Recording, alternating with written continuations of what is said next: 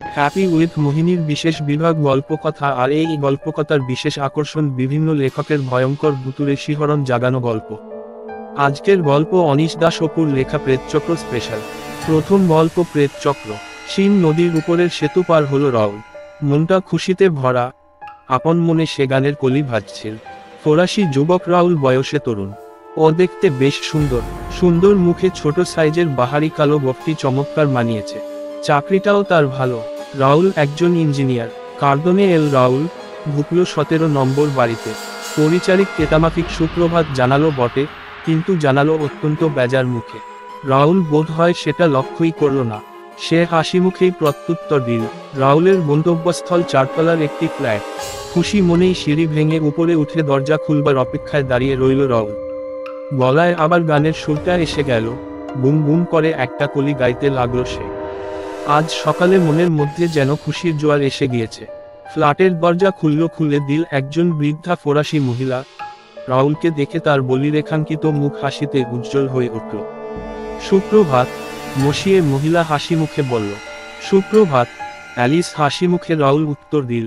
ফ্ল্যাটের দরজা বন্ধ করলো অ্যালিস। তারপর রাউলের দিকে তাকিয়ে বলল, বৈঠকখানা একটু বসুন আপনি, আমি মাদামকে খবর দিচ্ছি। একটু পরেই তার সঙ্গে আপনার দেখা হবে। মাদাম কি ব্যস্ত? কি করছেন তিনি? একটু বিশ্রাম করছেন, অ্যালিস উত্তর দিল। বিশ্রাম করছেন এখন? একটু অবাক হয়ে রাউল প্রশ্ন করল, কেন মাদামের কি শরীর খারাপ হয়েছে? খারাপ হবে না তো কি? অ্যালিস একটু মুখসামটা দিয়ে বলল। ছোট বৈঠকখানার দরজা খুলে দিল অ্যালিস। তারপর রাউল সোফায় বসতেই আগের কথায় জের টেনে বলল, মাদামের শরীর তো খারাপ হবেই। এরকম বারবার চক্রে বসতে হলে কারো শরীর কি ভালো থাকে? আমরা ঈশ্বরের ইচ্ছার বিরুদ্ধে কাজ করছি। মাদাম দিন দিন কেমন রোগা আর ফ্যাকাশে হয়ে যাচ্ছেন। ওর শরীরটা রক্তশূন্য, তাই বিছানায় শুয়ে থাকেন। রাগ করছো কেন অ্যালিস?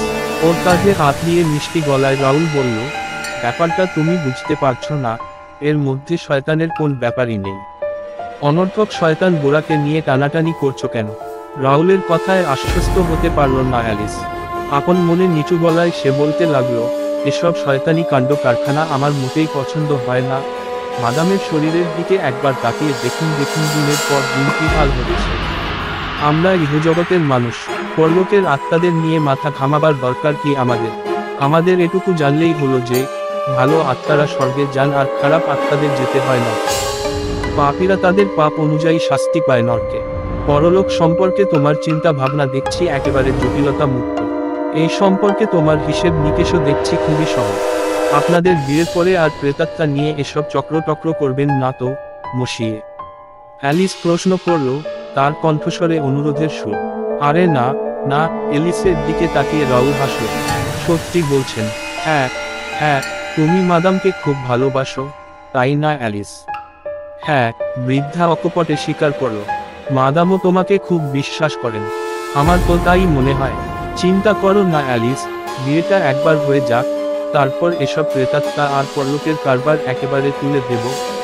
আমার স্ত্রীকে আর এসব অপ্রাকৃত ব্যাপার নিয়ে মোটেই মাথা ঘামাতে দেব না। এ নিয়ে কোন ঝামেলাই করতে হবে না তাকে। এলিসের মুখখানা হাসিতে উজ্জ্বল হয়ে উঠল। ব্যগ্রভাবে সে বলল, সত্যি সত্যি বলছেন মসি? হ্যাঁ, গম্ভীরভাবে রাউল জবাব দিল। স্বস্তির নিঃশ্বাস ফেলল স্নেহময়ী অ্যালিস। বৃদ্ধা পরিচারিকা সত্যি সত্যি তার তরুণী মাদামকে ভালোবাসে।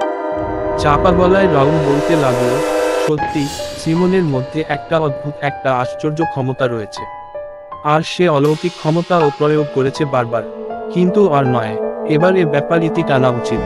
আমি সিমনকে ভালোবাসি। আমি কি আর ওর অবস্থা লক্ষ্য করিনি? তুমি মাদামকে ভালোবাসো অ্যালিস, তুমি ঠিক কথাই বলেছ। তোমার মাদাম যে দিন দিন রোগা আর ফ্যাকাশে হয়ে যাচ্ছেন তা আমার নজর এড়ায়নি। সবই জানি আমি। জানি একজন মিডিয়ামের দেহ এবং মনের উপর কি প্রচণ্ড চাপ পড়ে, সেই দারুণ স্নায়বিক চাপ সহ্য করা খুবই শক্ত। কিন্তু অ্যালিস, একটা কথা তোমাকে স্বীকার করতেই হবে। কথাটা হলো এই যে, তোমার মাদাম প্যারিস শহরের সবচেয়ে শক্তিশালী মিডিয়াম। কিন্তু না, কেবল প্যারিস শহর নয়, সারা ফরাসি দেশে ক্ষমতার দিক দিয়ে মাদামের সমতুল্য মিডিয়াম আর নেই। আমি একটু বাড়িয়ে বলছি না অ্যালিস। পৃথিবীর বিভিন্ন দেশের লোক তোমার মাদামের কাছে আসে। তাদের ধারণা এই মিডিয়ামের কাছে কোন ভণ্ডামি বা জালিয়াতি নেই। এখানে এলে তারা ঠকবেন না। ঠকবে মাদামের কাছে? তপ্তস্বরে অ্যালিস বলল, আমার মাদামের মতো সৎ মেয়ে আমি খুব কমই দেখেছি। উনি চেষ্টা করলেও কাউকে ঠকাতে পারবেন না, এমনকি একটা হাবাগোবা বাচ্চাও ঠকবে না তার কাছে। ঠিকই বলছো তুমি। এক সময় মনে হয় তোমার মাদাম যেন এই পৃথিবীর কেউ নয়, ও যেন নেমে এসেছে স্বর্গের নন্দনকানন থেকে, মর্তলোকে নিয়ে এসেছে স্বর্গলোকের অমৃত বার্তা। অ্যালিস খুশি নিয়ে তাকিয়ে রইল রাউলের দিকে। আচ্ছা অ্যালিস, তোমার মাদামকে তো আর মিডিয়ামের কাজ করতে হবে না, এরপর থেকে তো তিনি মনের সুখে ঘরকান্না করবেন। এ কথা শুনে তুমি নিশ্চয়ই খুব খুশি হয়েছ।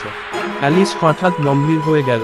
রাউল ভেবেছিল খবরটা শুনে বৃদ্ধা খুবই খুশি হবে, কিন্তু ও হঠাৎ গম্ভীর গেল কেন? কি ব্যাপার অ্যালিস? ভাবছি একটা কথা, গম্ভীর মুখে অ্যালিস বলল। কি কথা মসিয়ে? আপনি তো বলছেন মাদাম প্রেতাত্মাদের সঙ্গে কাজ কারবার ছেড়ে দেবেন, কিন্তু প্রশ্ন হলো প্রেতাত্মারা যদি মাদামকে ছেড়ে না দেয়? তার অর্থ প্রেতাত্মারা যদি না ছাড়ে? কি বলতে চাইছো তুমি? একটু অসহিষ্ণু স্বরেই রাউল প্রশ্ন করল। ব্যাপারটা কি জানেন মসিয়ে, পরলোকের বাসিন্দাদের নিয়ে বেশি কারবার করলে অনেক সময় তারা আর মিডিয়ামকে ছাড়তে চায় না। আমার ভয় তো সেখানে। আমার ধারণা ছিল তোমার মধ্যে কোন কুসংস্কার নেই, রাউল বলল। অহেতুক কুসংস্কার আমার মধ্যে নেই মসিয়ে। তবে তবে কি তুমি বলতে চাইছো গুছিয়ে বল। আমি যা বলতে চাই তা ঠিক গুছিয়ে বলতে পারবো না শশী। আগে ভাবতাম মিডিয়ামরা হলো ধূর্ত এবং প্রতারক, প্রিয়জনের বিয়োগের ব্যথাতুর মানুষদের তারা নানা কৌশলে ঠকায়। কিন্তু মাদামকে দেখে বুঝেছি যে আমার ধারণা পুরোপুরি সত্য নয়। আমার মাদাম সহজ সরল মানুষ, তিনি অত্যন্ত সৎ, সে বিষয়ে কোন সন্দেহ নেই, রাউল বলল। চাপা গলায় শঙ্কা বিহবল গলায় এলিক বলল, এখানে যা ঘটে তার মধ্যে কোন কৌশল বা চাতুরি নেই। যা দেখা যায় তা সত্যি সত্যিই ঘটে। আর আর সেজন্যই আমার ভয় হয়, খুব ভয় হয় মসিয়ে। এসব কাজ করা মোটেই উচিত নয়। এই জগৎ আর পর জগতের মধ্যে সম্পর্ক স্থাপন প্রকৃতির বিধান নয়। আমরা প্রকৃতির বিরুদ্ধে কাজ করছি ঈশ্বরের ইচ্ছার বিরুদ্ধে। এই অস্বাভাবিক কাজের জন্য একদিন চরম মূল্য দিতেই হবে। এলিসের বুকাধে হাত রেখে রাউল তাকে আশ্বস্ত করবার চেষ্টা করল। বলল, স্থির হও অ্যালিস, কেন ঘাবড়ে যাচ্ছ? শোন, তোমাকে একটা সুসংবাদ দেই। আজকেই আমার শেষ প্রেত বৈঠক। এরপর আর পরলোক বা ভূত প্রেত নিয়ে আমরা মাথা ঘামাব না। আজকেও আবার একটা বৈঠক আছে। আতঙ্কভরা গলায় অ্যালিস প্রশ্ন করল। হ্যাঁ, আর এটাই শেষ বৈঠক? অ্যালিস যে অসন্তুষ্ট হয়েছে, ওর মুখের ভাবে তা স্পষ্ট বোঝা গেল। মাথা নেড়ে বলল, কিন্তু মাদাম বোধহয় আজ চক্রে বসতে পারবেন না। কেন? রাউলের কণ্ঠে স্পষ্ট অসন্তোষের সুর।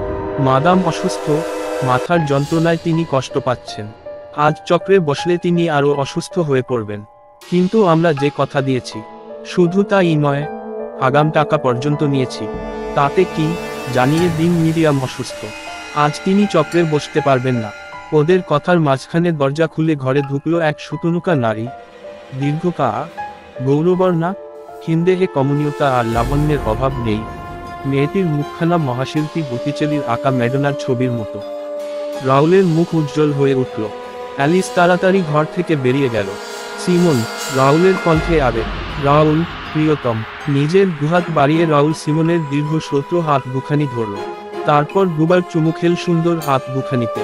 সুতনুকা নারী আবেগ ভরে মৃদুস্বরে বলতে লাগলো, রাউল, প্রিয়, প্রিয়তম। রাউল আবার ওর সাদা হাত দুটোতে চুম্বন করে ব্যগ্রভাবে তার দিকে তাকিয়ে উৎকণ্ঠিত স্বরে বলল, সিমন, তোমার চেহারাটা বড় ফ্যাকাশে দেখাচ্ছে। অ্যালিস বলল, তোমার নাকি মাথায় যন্ত্রণা? বলল, তুমি বিশ্রাম করছো? তোমার কি শরীর খারাপ হয়েছে? তুমি কি অসুস্থ? না না, ঠিক অসুস্থ নই, ইতস্তত গলায় সিমন বলল। সিমনের হাত ধরে সোফার দিকে এগোলো রাউল। ওকে সোফায় বসাল, নিজে বসলো ওর পাশে। তারপর জিজ্ঞেস করলো, তাহলে বল কি হয়েছে তোমার? রাউলের হাত থেকে নিজের হাত ছাড়িয়ে নিল সিমন। কয়েক মুহূর্ত স্থির হয়ে বসে রইল, ওর দৃষ্টি মেঝের কার্পেটের দিকে।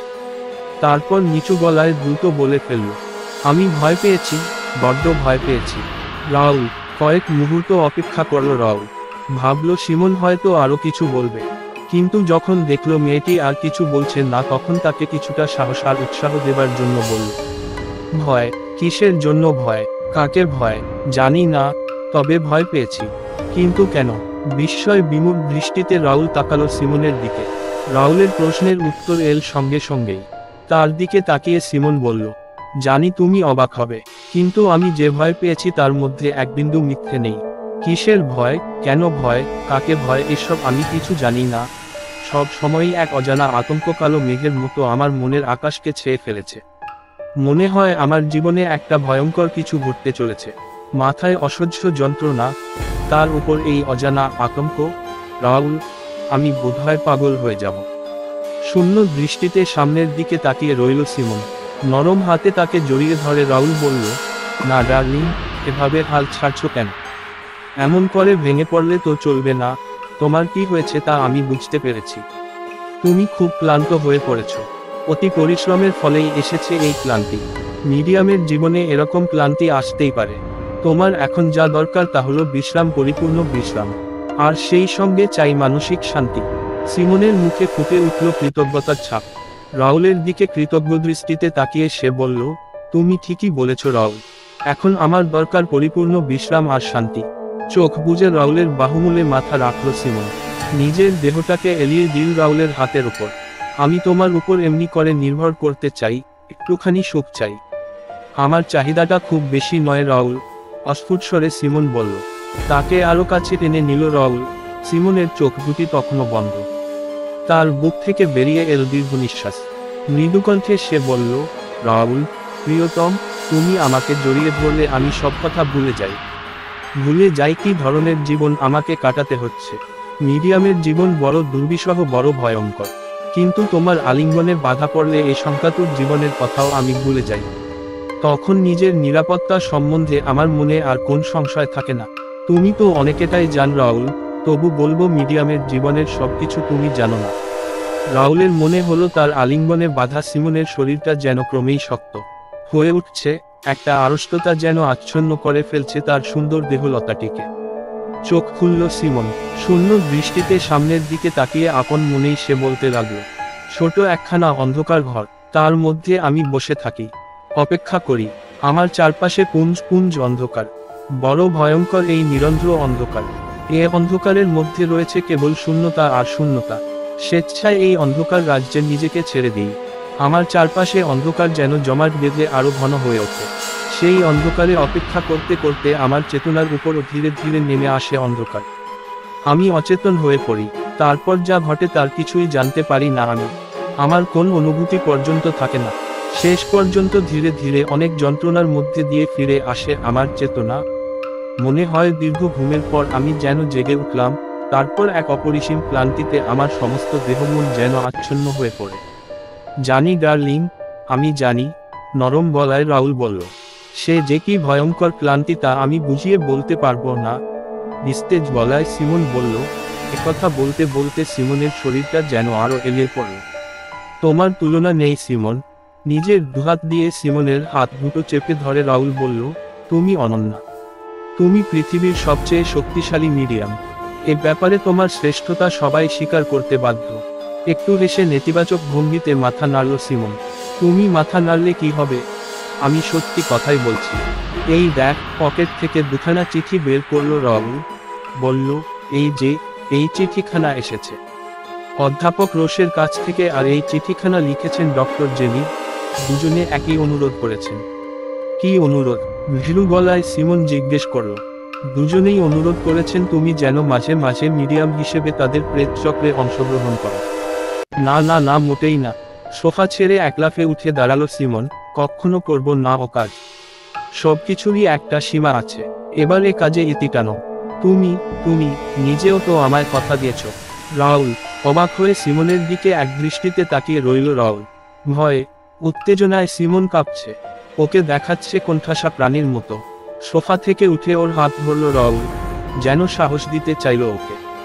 তারপর আশ্বস্ত করবার সুরে বলল, হ্যাঁ, ওসব প্রেত চক্রের ব্যাপার স্যাপার তো শেষই হয়ে গিয়েছে।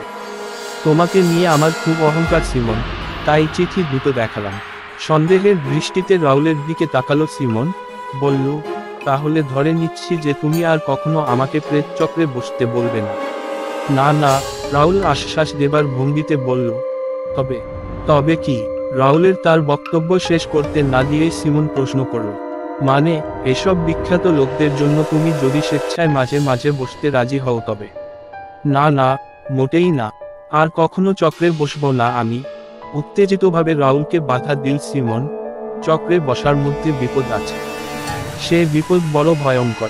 দুহাতে নিজের কপাল টিপে ধরল সিমন। দাঁড়ালো গিয়ে জানালার কাছে। রাউলের দিকে মুখ ফিরিয়ে অনুনয়ের সুরে বলল, কথা দাও, আর কখনো আমাকে চক্রে বসতে বলবে না। রাউল এগিয়ে গেল ওর দিকে। সিমনের দুকাঁধের উপর নিজের হাত রেখে কোমল কণ্ঠে বলল, সিমন ডার্লিং, কথা দিচ্ছি আজ রাতের পর আর কোনোদিন তোমায় প্রেত চক্রে বসতে বলবো না। চমকে উঠল সিমন। রাউল পরিষ্কার বুঝতে পারল ওর চমকানি। আজ? ভীরু গলায় সিমন বলল, হ্যাঁ, আজকেই তো মাদাম অ্যাকোসের আসবার কথা। আমি তো একদম বলে গিয়েছিলাম তার কথা। ঘড়ির দিকে তাকালো রাউল। বলল, মাদাম অ্যাক্সের আসবার সময় হয়ে গিয়েছে। যে কোন মুহূর্তে তিনি এসে যাবেন। কিন্তু সিমন, তোমার শরীর যদি সুস্থ না থাকে। রাউলের কথা যেন শুনতেই পেল না সিমন। সে নিজের চিন্তায় ডুবে গিয়েছে। মাদাম অ্যাকোস? সত্যি বলছি রাউল, খুব অদ্ভুত এক মহিলা উনি। ওকে দেখলে আমার বড় ভয় হয়। সিমন? রাউলের গলায় ভৎসনার সুর বেজে উঠল। সে সুরটা ধরতে পারল সিমন। রাউলের দিকে তাকিয়ে সে বলতে লাগলো, জানি রাউল, তুমি অন্য ফরাসিদের মতো। তোমার কাছে মা হলো অত্যন্ত পবিত্র। সন্তানহারা শোকাকুলা মা সম্পর্কে এরকম ধারণা পোষণ করা যে উচিত নয় তা আমি ভালো করেই জানি। এটা আমার নির্বুদ্ধিতা, নিষ্ঠুরতাও বলতে পার। কিন্তু রাউল, আমি তোমাকে ঠিক বুঝিয়ে বলতে পারবো না। ভদ্রমহিলা এত মোটা, ওর গায়ের রংটা কেমন অদ্ভুত রকমের তামাটে। তার উপর আবার মহিলার হাত দুখানা। হাত দুটো লক্ষ্য করে দেখেছ? কি বিরাট, কি বলিষ্ঠ হাত দুখানা। ঠিক যেন পুরুষের হাত। কি ভয়ানক। কেঁপে উঠল সিমন। চোখ বুজল। কাঁধের উপর থেকে নিজের হাত সরিয়ে নিল রাউল। তারপর ঠান্ডা গলায় বলল, তোমাকে ঠিক বুঝে উঠতে পারছি না সিমন। কেন? আচ্ছা, তুমি তো একটা মেয়ে। আর অপর একজন নারীর প্রতি তোমার সহানুভূতি এবং সমবেদনা থাকা উচিত। ভদ্রমহিলা সদ্য সন্তানহারা হয়েছেন। মেয়েটি ছিল ওর একমাত্র সন্তান। সন্তানহারা শোকাকুলা মায়ের উপর তোমার দয়া হয় না? হওয়া উচিত। অস্থির হয়ে উঠল সিমন। তুমি কিছুই বুঝতে পারছো না রাউল। মনের এই অনুভূতি কারো চাওয়া না চাওয়ার উপর নির্ভর করে না। মাদাম অ্যাকসুকে যখন প্রথম দেখলাম তখনই এ আতঙ্কের অনুভূতি আমার মনকে গ্রাস করে ফেলেছে। তোমার ধারণার কোন বাস্তব ভিত্তি নেই। রাউল বোঝাবার চেষ্টা করল। অস্থিরভাবে নিজের হাত সরিয়ে দিল সিমন। উত্তেজিতভাবে বলতে লাগলো, তোমাকে আমি কিছুতেই বোঝাতে পারবো না রাউল। তুমি বুঝতেই চাইছো না। মাদাম অ্যাকোসকে দেখলে আমি আঁতকে উঠি। দারুণ ভয়, আমার মনটা কুঁকড়ে যায়। তোমার বোধহয় মনে আছে তার হয়ে প্রেত চক্রে বসতে আমি দ্বিধা করছিলাম, রাজি হয়েছিলাম অনেক পরে। আমার ধারণা হয়েছিল, তার জন্য আমার ভয়ঙ্কর কোন অমঙ্গল হবে। যেমন করেই হোক তিনি জীবনে মহাবিপদকে আহ্বান করে আনছেন। কাঁধ ঝাঁকিয়ে রাউল বলল, আসলে ব্যাপারটা হয়েছিল ঠিক উল্টো। মাদাম অ্যাকোসের জন্য তুমি যে কটা প্রেত চক্রে বসেছ তার সবকটিই খুব সফল হয়েছে। ছোট্ট অ্যামেলির বিদেহী আত্মা খুব সহজেই তোমার উপর প্রভাব বিস্তার করতে পেরেছিল। মৃত অ্যামেলির দেহধারণগুলো হয়েছিল অতি চমৎকার। শেষ বৈঠকের সময় যদি অধ্যাপক রোস উপস্থিত থাকতেন তবে খুব ভালো হতো। দেহধারণের কথা বলছো? গলায় স্বর নামিয়ে সিমন বলল, ব্যাপারটা একটু পরিষ্কার করে বল রাউল। তুমি তো জান, আমি যখন আবিষ্ট অবস্থায় থাকি তখন বাইরের জগৎ সম্পর্কে সম্পূর্ণ অসচেতন থাকি। এই রূপধারণের ব্যাপারগুলো কি সত্যি ঘটে? হ্যাঁ, খুব সুন্দর হয়। সিমন আবার জিজ্ঞেস করল। বিপুল উৎসাহে ঘাড় নাড়ল রাউল। বলল, প্রথমে দিকের কয়েকটা প্রেত চক্রে অ্যামেলিয়াকে দেখা যাচ্ছিল একটা অস্পষ্ট কুয়াশার বৃত্তের মধ্যে। তাকে ঠিক পরিষ্কারভাবে দেখা যাচ্ছিল না। কিন্তু শেষবারে যা হলো তা একেবারে অকল্পনীয়। কি হলো শেষবারে? সিমনের স্বরে একই সঙ্গে উৎকণ্ঠা আর কৌতূহল। ধীর গলায় রাউল বলল, শেষবারে বাচ্চাটা একেবারে রক্ত মাংসের শরীর নিয়ে এসেছিল। দেখে মনে হচ্ছিল শিশুটি যেন সত্যিই জীবন্ত। আমি তাকে স্পর্শ পর্যন্ত করে দেখেছিলাম। কিন্তু দেখলাম তাতে তোমার খুব কষ্ট হয়। মাদাম অ্যাকো বাচ্চাকে স্পর্শ করবার জন্য উৎসুক হয়ে উঠেছিলেন। কিন্তু আমি তাকে স্পর্শ করতে দেইনি, কারণ আমার মনে হয়েছিল যে প্রয়াত সন্তানকে স্পর্শ করার সুযোগ পেলে সন্তানহারা জননীর ধৈর্যের বাঁধ হয়তো ভেঙে যেতে পারে। তার ফলে নিজের অজ্ঞাতসারেই হয়তো তিনি তোমার কোন মারাত্মক ক্ষতি করে ফেলতে পারেন। জানালার দিকে মুখ ফেরালো সিমন। কিছুক্ষণ তাকিয়ে রইল বাইরের দিকে। তারপর নিস্তেজ গলায় বলল, যখন জ্ঞান হলো তখন আমি বড় ক্লান্ত, দেহ মনে তখন আমি খুবই দুর্বল হয়ে পড়েছি। কিন্তু রাহুল, এসব কাজ কি ঠিক হচ্ছে? আমরা কোন অন্যায় কাজ করছি না তো? অ্যালিস কি বলে জান? কি বলে? ও বলে আমরা নাকি ঈশ্বরের ইচ্ছার বিরুদ্ধে শয়তানের সঙ্গে কাজ কারবার করছি। সিমন হাসল, কিন্তু কেন যে হাসল তা সে নিজেই জানে না। আমি কি বিশ্বাস করি জানো?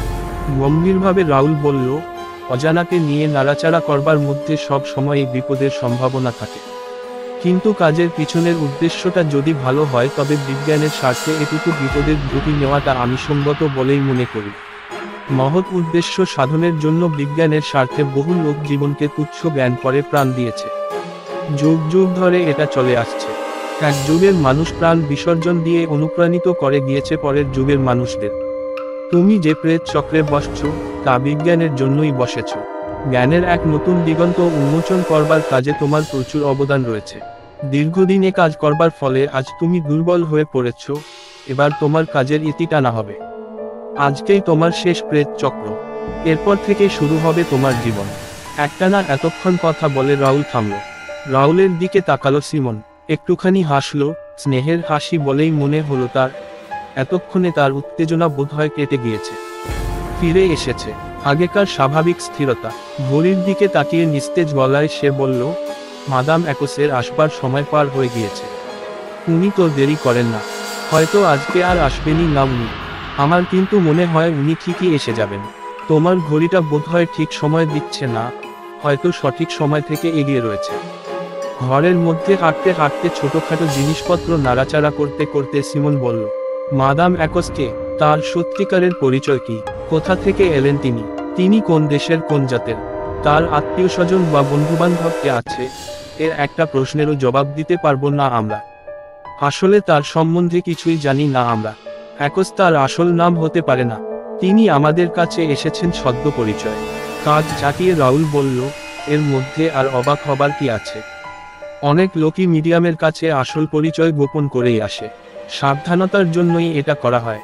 বোধহয় তাই, নিরুত্তাপ গলায় সিমন বলল। ওর হাতে ছিল একটা ছোট চিনেমাটির ফুলদানি। হঠাৎ সেটা পড়ে গিয়ে টুকরো টুকরো হয়ে গেল। চমকে সেদিকে ফিরে তাকালো সিমন। তারপর রাহুলের দিকে ফিরে বলল, দেখেছো আমার মধ্যে আর আমি নেই। আচ্ছা রাহুল, আমি যদি মাদাম একৎসকে বলি যে আজ চক্রে বসা আমার পক্ষে সম্ভব নয়, তবে কি খুব অন্যায় কিছু হবে? রাহুলের মুখে ফুটে উঠল একই সঙ্গে বিস্ময় এবং বেদনাবোধ। তা দেখে সিমনের মুখখানা লাল হয়ে উঠল। ধীর গলায় রাহুল বলল, তুমি কিন্তু কথা দিয়েছিলে। সিমন পিছিয়ে গেল। সিমন তার পিঠ দেওয়াল স্পর্শ করল। আর্তকণ্ঠে সে বলল, এ কাজ থেকে আমাকে মুক্তি দাও রাহুল। আমি আর পারছি না, সত্যিই পারছি না। রাহুলের চোখে ফুটে উঠল নরম ভর্ৎসনার দৃষ্টি। সে দৃষ্টির সামনে সিমন আবার গুটিয়ে গেল। রাহুল বলতে লাগলো, টাকার জন্য আমি মোটেই ভাবছি না সিমন। অবশ্য এই শেষ প্রেত চক্রের জন্য মাদাম অ্যাকোস যে টাকাটা দিতে চাইছেন তার অঙ্কটা বিরাট। তাকে কথা শেষ করতে না দিয়ে সিমন বলল, সবকিছু কি টাকা দিয়ে কেনা যায় রাহুল? নিশ্চয়ই যায় না। এ ব্যাপারে তোমার সঙ্গে আমি একমত। কিন্তু লক্ষ্মী সিমন, একটা কথা ভেবে দেখ। কি কথা?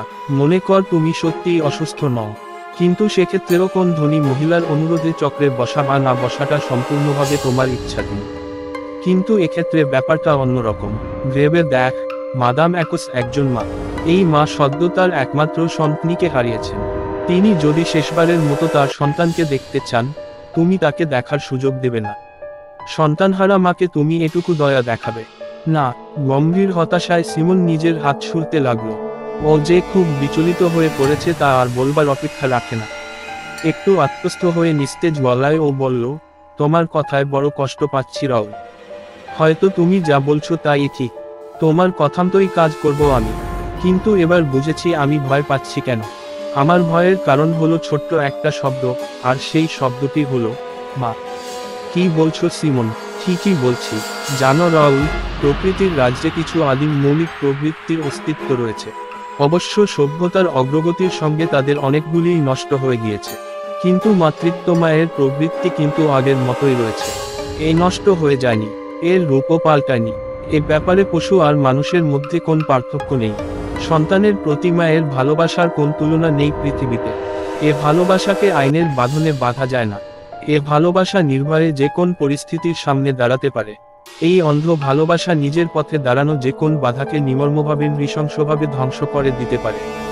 আমার ভয়ে এই প্রচণ্ড শক্তিসম্পন্ন মৌলিক প্রবৃত্তিটিকে। একটানা এতক্ষণ কথা বলে সিমন থামল। উত্তেজনা ও ক্লান্তিতে হাঁপাচ্ছে। রাহুলের দিকে তাকিয়ে একটু হাসল। তারপর বলল, আজ আমি নিতান্ত নির্বোধের মতো কথা বলছি, আচরণ করছি, তাই না রাহুল? সস্নেহে সিমনের হাত ধরে রাহুল বলল, বুঝতে পেরেছি, তুমি খুব ক্লান্ত। যাও, যতক্ষণ মাদাম অ্যাকোস না আসেন ততক্ষণ একটু বিশ্রাম নাও। শোবার ঘরে গিয়ে একটু শুয়ে থাক। বেশ। রাহুলের দিকে তাকিয়ে একটু হেসে সিমন ঘর থেকে বেরিয়ে গেল। চিন্তায় ডুবে গেল রাহুল। তারপর বসবার ঘরের দরজা খুলে চলে এল পাশের হলঘরে। ছোট হলঘরটা পার হয়ে এবার সে এল পাশের আর একখানা ঘরে। এই ঘরখানাও আগের ঘরখানারই মতো। ঘরের এক প্রান্তে রয়েছে একটি ক্ষুদ্র কুঠুরি।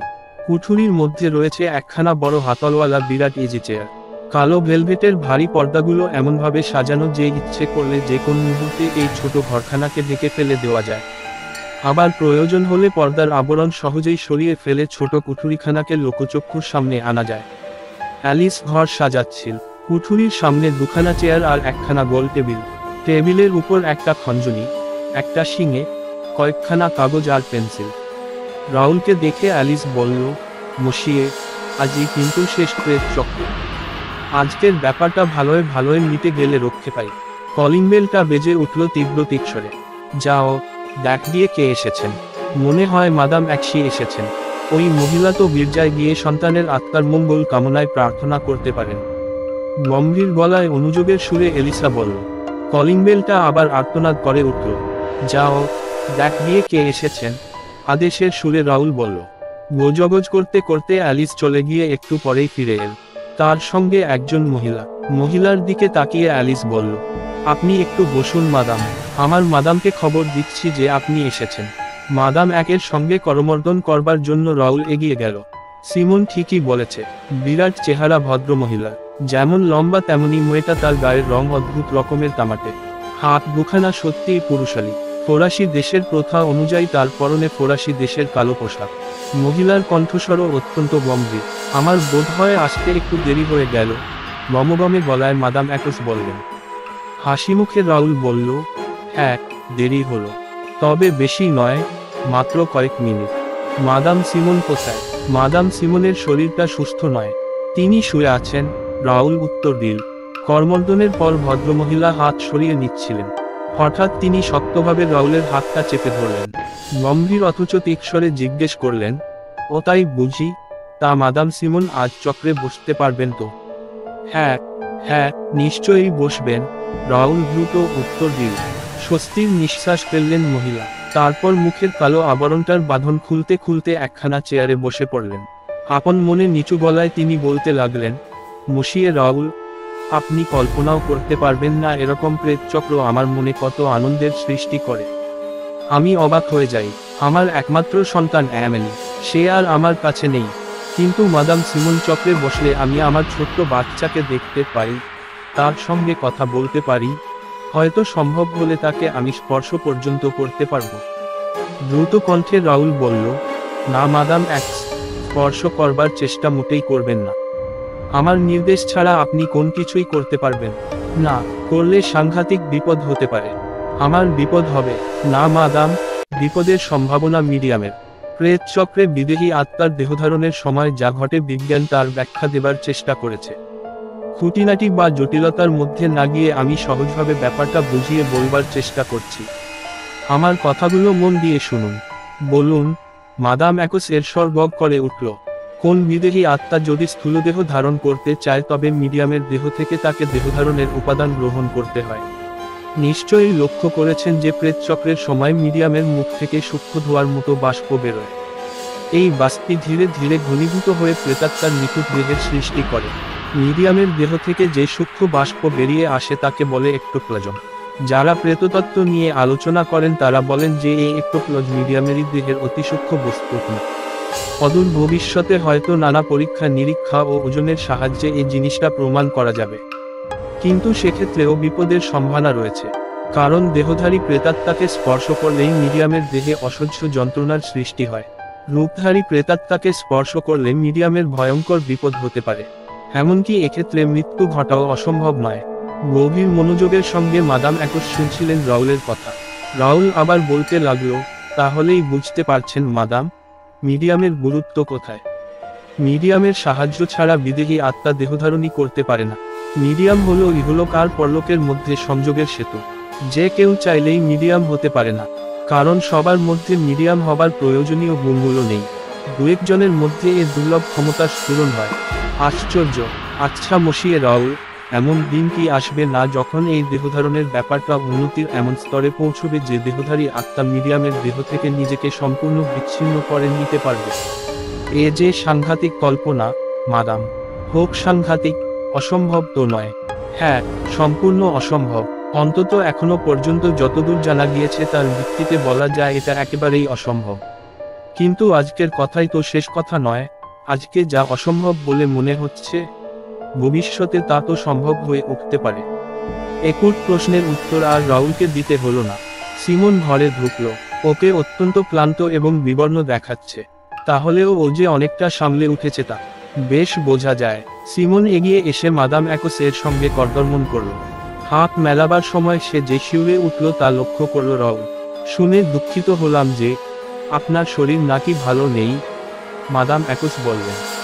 ঠিক আছে, ও নিয়ে চিন্তা করবেন না। আজকে চক্রে বসতে পারবেন তো? মাদাম এক প্রশ্ন করলেন। নিশ্চয়ই পারবো, একটু রুক্ষ স্বরে সিমন বলল। ওর স্বরের রুক্ষতায় রাউল তো বটেই। মাদাম অ্যাকোস পর্যন্ত যেন চমকে উঠলেন। দেরি করে লাভ কি, তাহলে কাজ শুরু করা যাক। একথা বলে সিমন ঢুকে পড়ল ছোট পুটরিখানার মধ্যে। বসল গিয়ে বড় হাতলওয়ালা ইজি চেয়ারখানায়। আচমকা এক অজানা আতঙ্কের তুহিন শীতল স্রোত যেন বয়ে গেল রাউলের মেরুদণ্ডের মধ্য দিয়ে। আবেগের সঙ্গে সে বলল, আজকে তোমার শরীরটা ভালো নেই, সিমন। আজ প্রেত চক্র বন্ধ থাক। আশা করি মাদাম অ্যাকোস কিছু মনে করবেন না। একই কথা মশিয়ে ঊর্ধ্বস্বরে মাদাম অ্যাকোস বললেন। ঠিকই বলছি আমি, রাউল দৃঢ়তার সঙ্গে বলল। অসুস্থ শরীর নিয়ে আজ চক্রে না বসাই ভালো। কিন্তু মশিয়ে, মাদাম সিমন তো আমাকে কথা দিয়েছিলেন যে আজ আমার জন্য শেষবারের মতো উনি চক্রে বসবেন। মাদাম অ্যাকোসের কণ্ঠ থেকে একই সঙ্গে ক্রোধ আর ঘৃণা ঝরে পড়ল। ঠিক, আমি কথা দিয়েছি, আর সে কথার খেলাপও আমি করব না, ঠান্ডা গলায় সিমন বলল। এই তো চাই, কিছুটা আশ্বস্ত হয়ে মাদাম অ্যাকোস বললেন। রাউলের দিকে তাকিয়ে অদ্ভুত ধীরকণ্ঠে সিমন বলল, ভয় পাচ্ছ কেন রাউল? ভয় পেও না, আমি তো শেষবারের মতো প্রেত চক্রে বসছি। ঈশ্বরকে ধন্যবাদ, এই আমার শেষবারের মতো কষ্ট পাওয়া। আর আর কখনো এই অসহ্য কষ্ট পেতে হবে না আমাকে। এই শেষ, এই শেষ। সিমনের ইঙ্গিতে রাউল পুটরির কালো ভারী পর্দাটা টেনে দিল। তারপর জানালার পর্দাগুলো টেনে দিতেই আধো আলো আধো ছায়ার পরিবেশ সৃষ্টি হলো ছোট ঘরখানার মধ্যে। মাদাম একৎসকে একখানা চেয়ারে বসবার ইঙ্গিত করে রাউল অন্য চেয়ারখানায় বসল। মাদাম অ্যাকোস একটু ইতস্তত করে বলেই ফেললেন, কথাটা আমাকে মাফ করবেন শশিয়ে, আমি আপনার বা মাদাম সিমনের সতকে অবিশ্বাস করছি না। জানি আপনার দুজনেই অত্যন্ত সৎ, আর এই প্রেত চক্রের মধ্যেও কোন জালিয়াতি বা কারচুপি নেই। কিন্তু তবুও আমি সম্পূর্ণ নিঃসন্দেহে হতে চাই, আর তাই এই জিনিসটা আমি সঙ্গে করে নিয়ে এসেছি। একথা বলে নিজের হাত ব্যাগ থেকে একটা সরু শক্ত দড়ি বের করলেন মাদাম অ্যাকোস। মাদাম, রাউল চিৎকার করে উঠল, এ তো অপমান, ভীষণ অপমান। না, এ হলো নিছক সাবধানতা, অদ্ভুত ঠান্ডা গলায় মাদাম অ্যাকোস বললেন। না না, এ হলো অপমান, মারাত্মক অপমান। আপনি আমাদের দুজনকেই অপমান করেছেন। উত্তেজিতভাবে রাউল চিৎকার করে উঠল। মশিয়ে রাউল, আপনার আপত্তির কারণ তো আমি বুঝতে পারছি না। বিদ্রুপের সুরে মাদাম অ্যাকোস বললেন, আপনাদের চক্রে যদি কোন জালিয়াতি বা কারচুপি না থাকে তাহলে আপত্তি করছেন কেন? আপনাদের মধ্যে যদি কোন ছলনা থাকে তবে ভয় পাওয়ার তো কোন কারণ নেই। দারুণ ঘৃণায় রাউলের মুখ বিকৃত হলো। তারপর একটা অবজ্ঞার হাসি ফুটে উঠল তার মুখে। মাদাম অ্যাকোসের দিকে তাকিয়ে বিদ্রুপ ভরা স্বরে সে বলতে লাগল, আপনি নিশ্চিন্ত থাকতে পারেন মাদাম অ্যাকোস, এ ব্যাপারে আমার ভয় পাওয়ার কোন কারণ নেই। ভয় পাওয়ার কোন প্রশ্নই নেই এখানে। বেশ তো, যদি আমার হাত পা দড়ি দিয়ে বাঁধলে খুশি হতে পারেন, তবে বাঁধুন। রাউল ভেবেছিল এই বিদ্রুপের পর মাদাম অ্যাকোস আর বাঁধারবাজির মধ্যে যাবেন না। কিন্তু তার ভাবনটা যে একেবারেই ভুল তা বোঝা গেল সঙ্গে সঙ্গেই। মাদাম একোস অবিচলিত স্বরে বললেন, ধন্যবাদ শশী। তারপর দড়িটা হাতে নিয়ে এগিয়ে গেলেন রাউলের দিকে। আচম্বিতে পর্দার পিছন থেকে সিমনের তীব্র তীক্ষ্ণ কণ্ঠস্বর শোনা গেল, না না রাউল। মাদাম একোস এর অপমানকর প্রস্তাবে কিছুতেই রাজি হয় না। ব্যঙ্গের হাসি হেসে মাদাম একোস বললেন, মাদাম সিমন, আপনি ভয় পাচ্ছেন নাকি? হ্যাঁ, স্বীকার করছি আমি ভয় পেয়েছি। রাউল চিৎকার করে উঠল, কি বলছো সিমন? মাদাম এক ভাবছেন আমরা তাকে ঠকাতে যাচ্ছি, আমরা জালিয়াত জোচ্চ। আমাকে সম্পূর্ণ নিঃসন্দেহ হতে হবে, গম্ভীর গলায় মাদাম একোস বললেন। তারপর রাউলকে চেয়ারের সঙ্গে বাঁধলেন খুব শক্ত করে। বাঁধতে আপনি খুব ওস্তাদ, বিদ্রুপ ভরা গলায় রাউল বলল। মাদাম একের বাঁধার কাজ শেষ হলো। এবার খুশি হয়েছেন তো? মাদাম একোস কোন উত্তর দিলেন না। তিনি যেন রাউলের উপহাস গায়ে মাখলেন না। তিনি ঘরের দেওয়ালগুলি ভালো করে পরীক্ষা করলেন। হলঘরে যাবার দরজাটায় তালা লাগিয়ে চাবিটা খুলে নিলেন। চাবিটা রাখলেন নিজের কাছেই। তারপর এগিয়ে এসে বসলেন চেয়ারে। হ্যাঁ, এবার আমি তৈরি। প্রেত চক্র শুরু হোক, অদ্ভুত সুরে বললেন তিনি। কিছুক্ষণ কেটে গেল। পর্দার পিছনে সিমনের নিঃশ্বাস প্রশ্বাসের শব্দ ক্রমেই ভারী হয়ে উঠতে লাগলো। একসময় সে শব্দ প্রবল হয়ে উঠল, তারপর থেমে গেল। কিছুক্ষণ সব নিস্তব্ধ। তারপর শোনা গেল একটা চাপা গো আওয়াজ। একটু পরে তাও থেমে গেল। আবার নিস্তব্ধতা। আচমকা খঞ্জনির ঝনঝন আওয়াজের নিস্তব্ধতা ভেঙে গেল। টেবিল থেকে লাফিয়ে উঠে শিঙে পড়ে গেল ঘরের মেঝেতে। কোন অদৃশ্য শক্তি যেন ওটাকে ছুঁড়ে ফেলল। খল খল করে কে যেন হেসে উঠল, মহাবিদ্রুপের হাসি। পুটলির ভারী পর্দাটা একটু সরে গেল। দেখা গেল মিডিয়াম সিমনকে। মিডিয়াম চেতনা হারিয়েছে, তার মাথাটা ঝুঁকে পড়েছে বুকের উপর। হঠাৎ মাদাম একোস জোরে শ্বাস টানলেন। মিডিয়াম সিমনের মুখ থেকে বেরিয়ে আসছে হালকা কুয়াশা। মনে হচ্ছে যেন একটা সরুফিতে বের হয়ে আসছে সিমনের ঈষৎ উন্মুক্ত মুখ থেকে। কুয়াশা ক্রমেই ঘন হতে লাগলো। মিডিয়ামের মুখ থেকে বেরিয়ে আসতে লাগলো পুঞ্জ পুঞ্জ বস্তুক না, কণাগুলো অতি সূক্ষ্ম। কণাগুলির মধ্যে একটা আলোড়ন উঠেছে। সূক্ষ্ম কণাগুলো জমাট বাঁধছে, ঘনীভূত হচ্ছে, আকার নিচ্ছে। সে আকার একটা শিশুর, একটি বাচ্চা মেয়ের। অ্যামেলি, আমার ছোট্ট অ্যামেলি, আমার বাচ্চা আসছে আমার সামনে। মাদাম একোস বলে উঠলেন, তার কণ্ঠস্বর ফিসফিসে হলেও তীক্ষ্ণ। অস্পষ্ট মূর্তিটা করমে স্পষ্ট থেকে স্পষ্টতর হয়ে উঠতে লাগলো। অবিশ্বাসের দৃষ্টিতে ওদিকে তাকিয়ে রইল রাউল। এমন নিখুঁত দেহধারণের আগে কখনোই দেখেনি সে। সত্যিকারের রক্ত মাংসে গড়া একটা জীবন্ত শিশু যেন এসে দাঁড়িয়েছে ওই ছোট্ট কুঠরিখানার প্রবেশপথে। মা, মামুনি, শিশুর মতো কচি গলার ডাক শোনা গেল। আমার মেয়ে, আমার অ্যামেলি সোনা।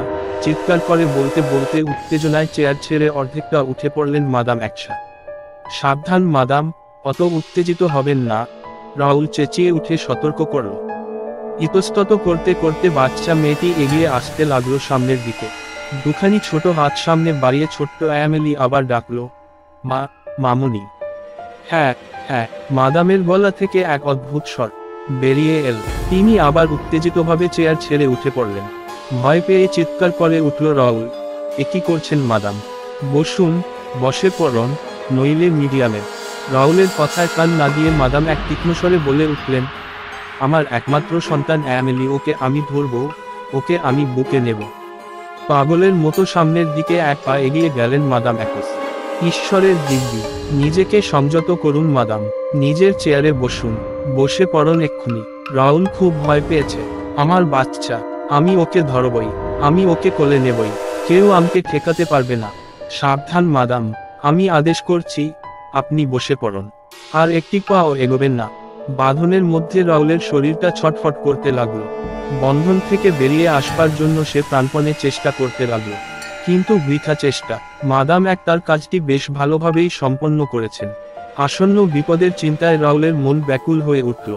আর্তকণ্ঠে সে চিৎকার করে উঠল, ঈশ্বরের দিব্যি, দয়া করে বসে পড়ুন, বসে পড়ুন দয়া করে। মিডিয়ামের কথাটা আপনি ভুলে যাচ্ছেন, দয়া করে তার কথাটা মনে রাখুন।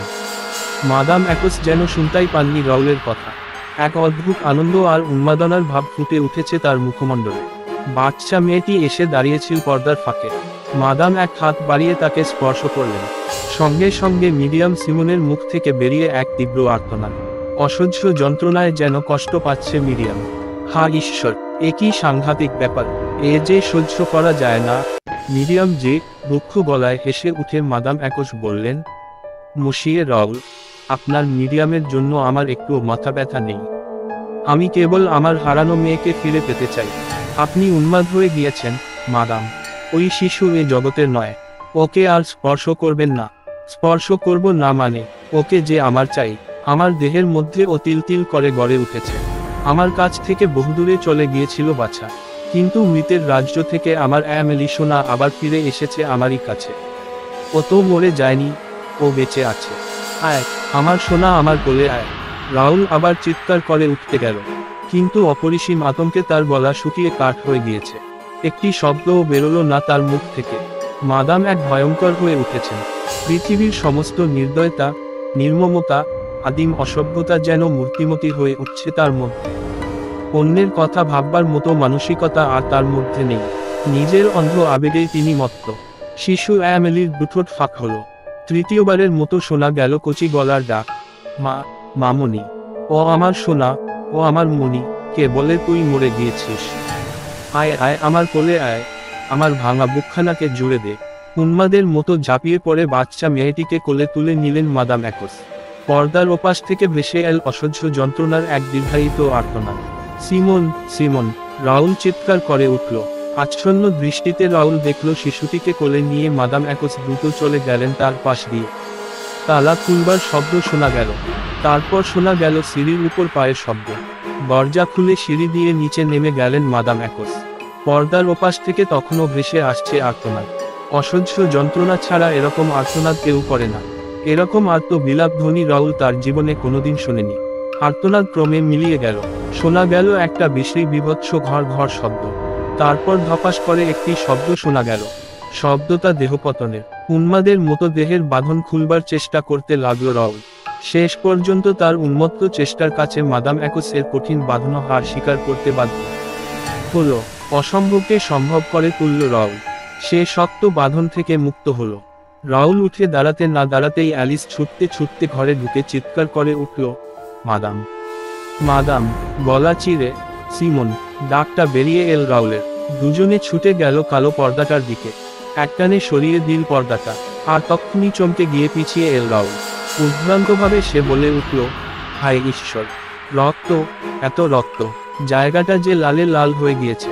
রাউলের পাশে শোনা গেল এলিসের রুক্ষ কণ্ঠস্বর। সে স্বর ভয়ে, বিস্ময় এবং উত্তেজনায় থরথর করে কাঁপছে। তাহলে শেষ পর্যন্ত আমার মাদামকে জীবনটাই দিতে হলো। কিন্তু মসিয়ে রাউল, সত্যি করে বলুন কি হয়েছে? কি করে মাদাম একটুকুন হয়ে গেলেন? তার দেহটা যে ছোট হয়ে গিয়েছে, অর্ধেকেরও বেশি ছোট হয়ে গিয়েছে। এ কি করে হলো? কি কাণ্ড হচ্ছিল এখানে? বলুন মসিয়ে, বলুন, বলুন। জানি না! রাউল উন্মাদের মতো চিৎকার করে উঠল, আমি জানি না, আমি কিছু জানি না। এ কি হলো? এ আমি কি করলাম? ওই মৃত্যুপুরীর বাসিন্দাকে জীবনলোকে নিয়ে এসে সিমন নিজেই যে মৃত্যুপুরীতে চলে গেল। আমাকে কিছু জিজ্ঞেস করো না অ্যালিস। আমি জানি না, কিছু জানি না। Simon, Simon! দ্বিতীয় গল্প, রক্তচোষা ভ্যাম্পায়ার। রক্তলাল রং ছড়িয়ে পাহাড়ের ওপারে ডুব দিচ্ছে সূর্য। ধারালো বাতাসের তারা খেয়ে ঝরে পড়া শুকনো পাতাগুলো পশ্চিমে এমনভাবে ধেয়ে যাচ্ছে, যেন সূর্যের অন্ত্যেষ্টিক্রিয়ায় যোগ দিতে যাচ্ছে ওগুলো। নিজেকে জোরবুদ্ধির লোক বলে তিরস্কার করল হেন্ডারসন। থমকে দাঁড়িয়ে মগ্ন হলো ভাবনায়। আধার নামতে আর বেশি দেরি নেই। সস্তা কল্পনায় গা ভাসিয়ে কি লাভ? মাথা মোটা! আবার বলল হেন্ডারসন। চিন্তাটা সম্ভবত দিনের বেলায় তার মাথায় আসে, এবং তখন থেকেই সে আনমনা। হ্যালোইনের ভয়াল রাত আজ। পৃথিবীর সব গোরস্থানে জেগে উঠবে মৃতেরা। আত্মাগুলো বেরিয়ে আসবে কবর ছেড়ে। অন্যান্য দিনের মতোই আরেকটা ঠান্ডা, পচা দিন আজ। দীর্ঘশ্বাস ফেলল হেন্ডারসন। এমন একটা সময় ছিল, আপনমনে ভাবল সে, যখন এ রাত আসা মানেই ছিল ভয়ঙ্কর একটা ব্যাপার। অশুভ আতঙ্কে আর্তনাদ করে উঠত গোটা অন্ধকার ইউরোপ। অজানা ত্রুর হাসির উদ্দেশ্যে উৎসর্গীকৃত হতো এই সন্ধে। অশুভ দর্শনার্থীদের ভয়ে রুদ্ধ হতো একটার পর একটা দরজা। একান্ত প্রার্থনায় বিভোর হতো অগণিত মানুষ। ঘরে ঘরে জ্বলে উঠত লক্ষ লক্ষ মন। চিন্তাভাবনায় জাকাল একটা ব্যাপার ছিল তখন, গভীরভাবে উপলব্ধি করল হেন্ডারসন। রোমাঞ্চে পরিপূর্ণ ছিল সেই জীবন। মধ্যরাতের পথচারীরা সিটিয়ে থাকতো আতঙ্কে, না জানি কি আছে সামনের বাঁকটায়। ভূত পিশাচ আর অপদেবতার জগতে বাস করে আত্মাকে গভীরভাবে অনুসন্ধান করত তারা। সে সময় বিশেষ একটা তাৎপর্য ছিল মানুষের আত্মার। এখন দিন বদলেছে, নাস্তিক্য এসে দূরে ঠেলে দিয়েছে আগের সেই ধারণাকে। মানুষ আগের মতো আর শ্রদ্ধা করে না তার আত্মাকে। তবু এই বিংশ শতাব্দীতেও ছাড়া কিছু ঠুনকো বিশ্বাস আঁকড়ে আছে মানুষ, যেগুলো তাদের কল্পনার ডানা মেলতে গিয়ে বারবার হোঁচট খায়। বেকুব, সম্পূর্ণ অজান্তেই আবার বলে উঠল হেন্ডারসন। আসলে তার মানব সত্তাকে হটিয়ে দিয়ে ভিন্ন একটা সত্তা ঠাঁই নিয়েছে মাথায়। পাছে প্রেতলোকের ওই জীবগুলো তার গোপন পরিকল্পনার কথা জেনে ফেলে, এই ভয় বারবার নিজেকে ভর্ৎসনা করছে সে। ওদের রক্তচক্ষু ফাঁকি দেওয়ার একটা প্রাণপণ চেষ্টা আর কি। রাস্তায় ঘুরে ঘুরে কস্টিউমের একটা দোকান খুঁজছে হেন্ডারসন। জমকালো একটা পোশাক চাই তার। আজ রাতের ছদ্মবেশ উৎসবে পড়তে হবে, দেরি হলে দোকান বন্ধ হয়ে যাবে। এজন্যে হ্যালোইন নিয়ে বেশি মাথা ঘামিয়ে সময় নষ্ট করতে রাজি নয় সে। সরু গলির দুপাশে সার বেঁধে দাঁড়ানো দালানগুলোতে তীক্ষ্ণ দৃষ্টিতে অনুসন্ধান করছে হেন্ডারসন। আধার ক্রমশ ছায়া ফেলছে দালানগুলোর গায়ে। ফোন বুকে টানা হাতে লেখা ঠিকানাটার দিকে আবার তাকালো সে, কিন্তু আলোর স্বল্পতায় পড়তে পারল না। বিরক্তিতে ভুরু কোচকাল হেন্ডারসন। সন্ধে নামা সত্ত্বেও হতচ্ছাড়ার দল দোকানগুলোতে আলো দিচ্ছেন না কেন? এই দরিদ্র ঘিঞ্জি এলাকায় খোঁজাখুঁজি করতে আসাটাই একটা যুক্তির ব্যাপার, কিন্তু তবু হঠাৎ করেই সেই দোকানটা পেয়ে গেল হেন্ডারসন। রাস্তার ঠিক ওপারেই। রাস্তা পেরিয়ে দোকানের জানালায় গিয়ে দাঁড়ালো সে। পুঁটি দিল ভেতরে। অস্তগামী সূর্যের শেষ আলো এসে দালানের কপালে তীর্যকভাবে পরে সরাত করে নেমে এসেছে জানালা আর ডিসপ্লেতে। চেপে রাখা ধারালো শ্বাসটুকু টেনে নিল হেন্ডারসন। একটা কস্টিউমের দোকানের জানালা দিয়ে তাকিয়ে আছে সে, নরকের কোন ফাটল দিয়ে নয়। তাহলে ডিসপ্লেটা অমন বনবনে লাল দেখাচ্ছে কেন?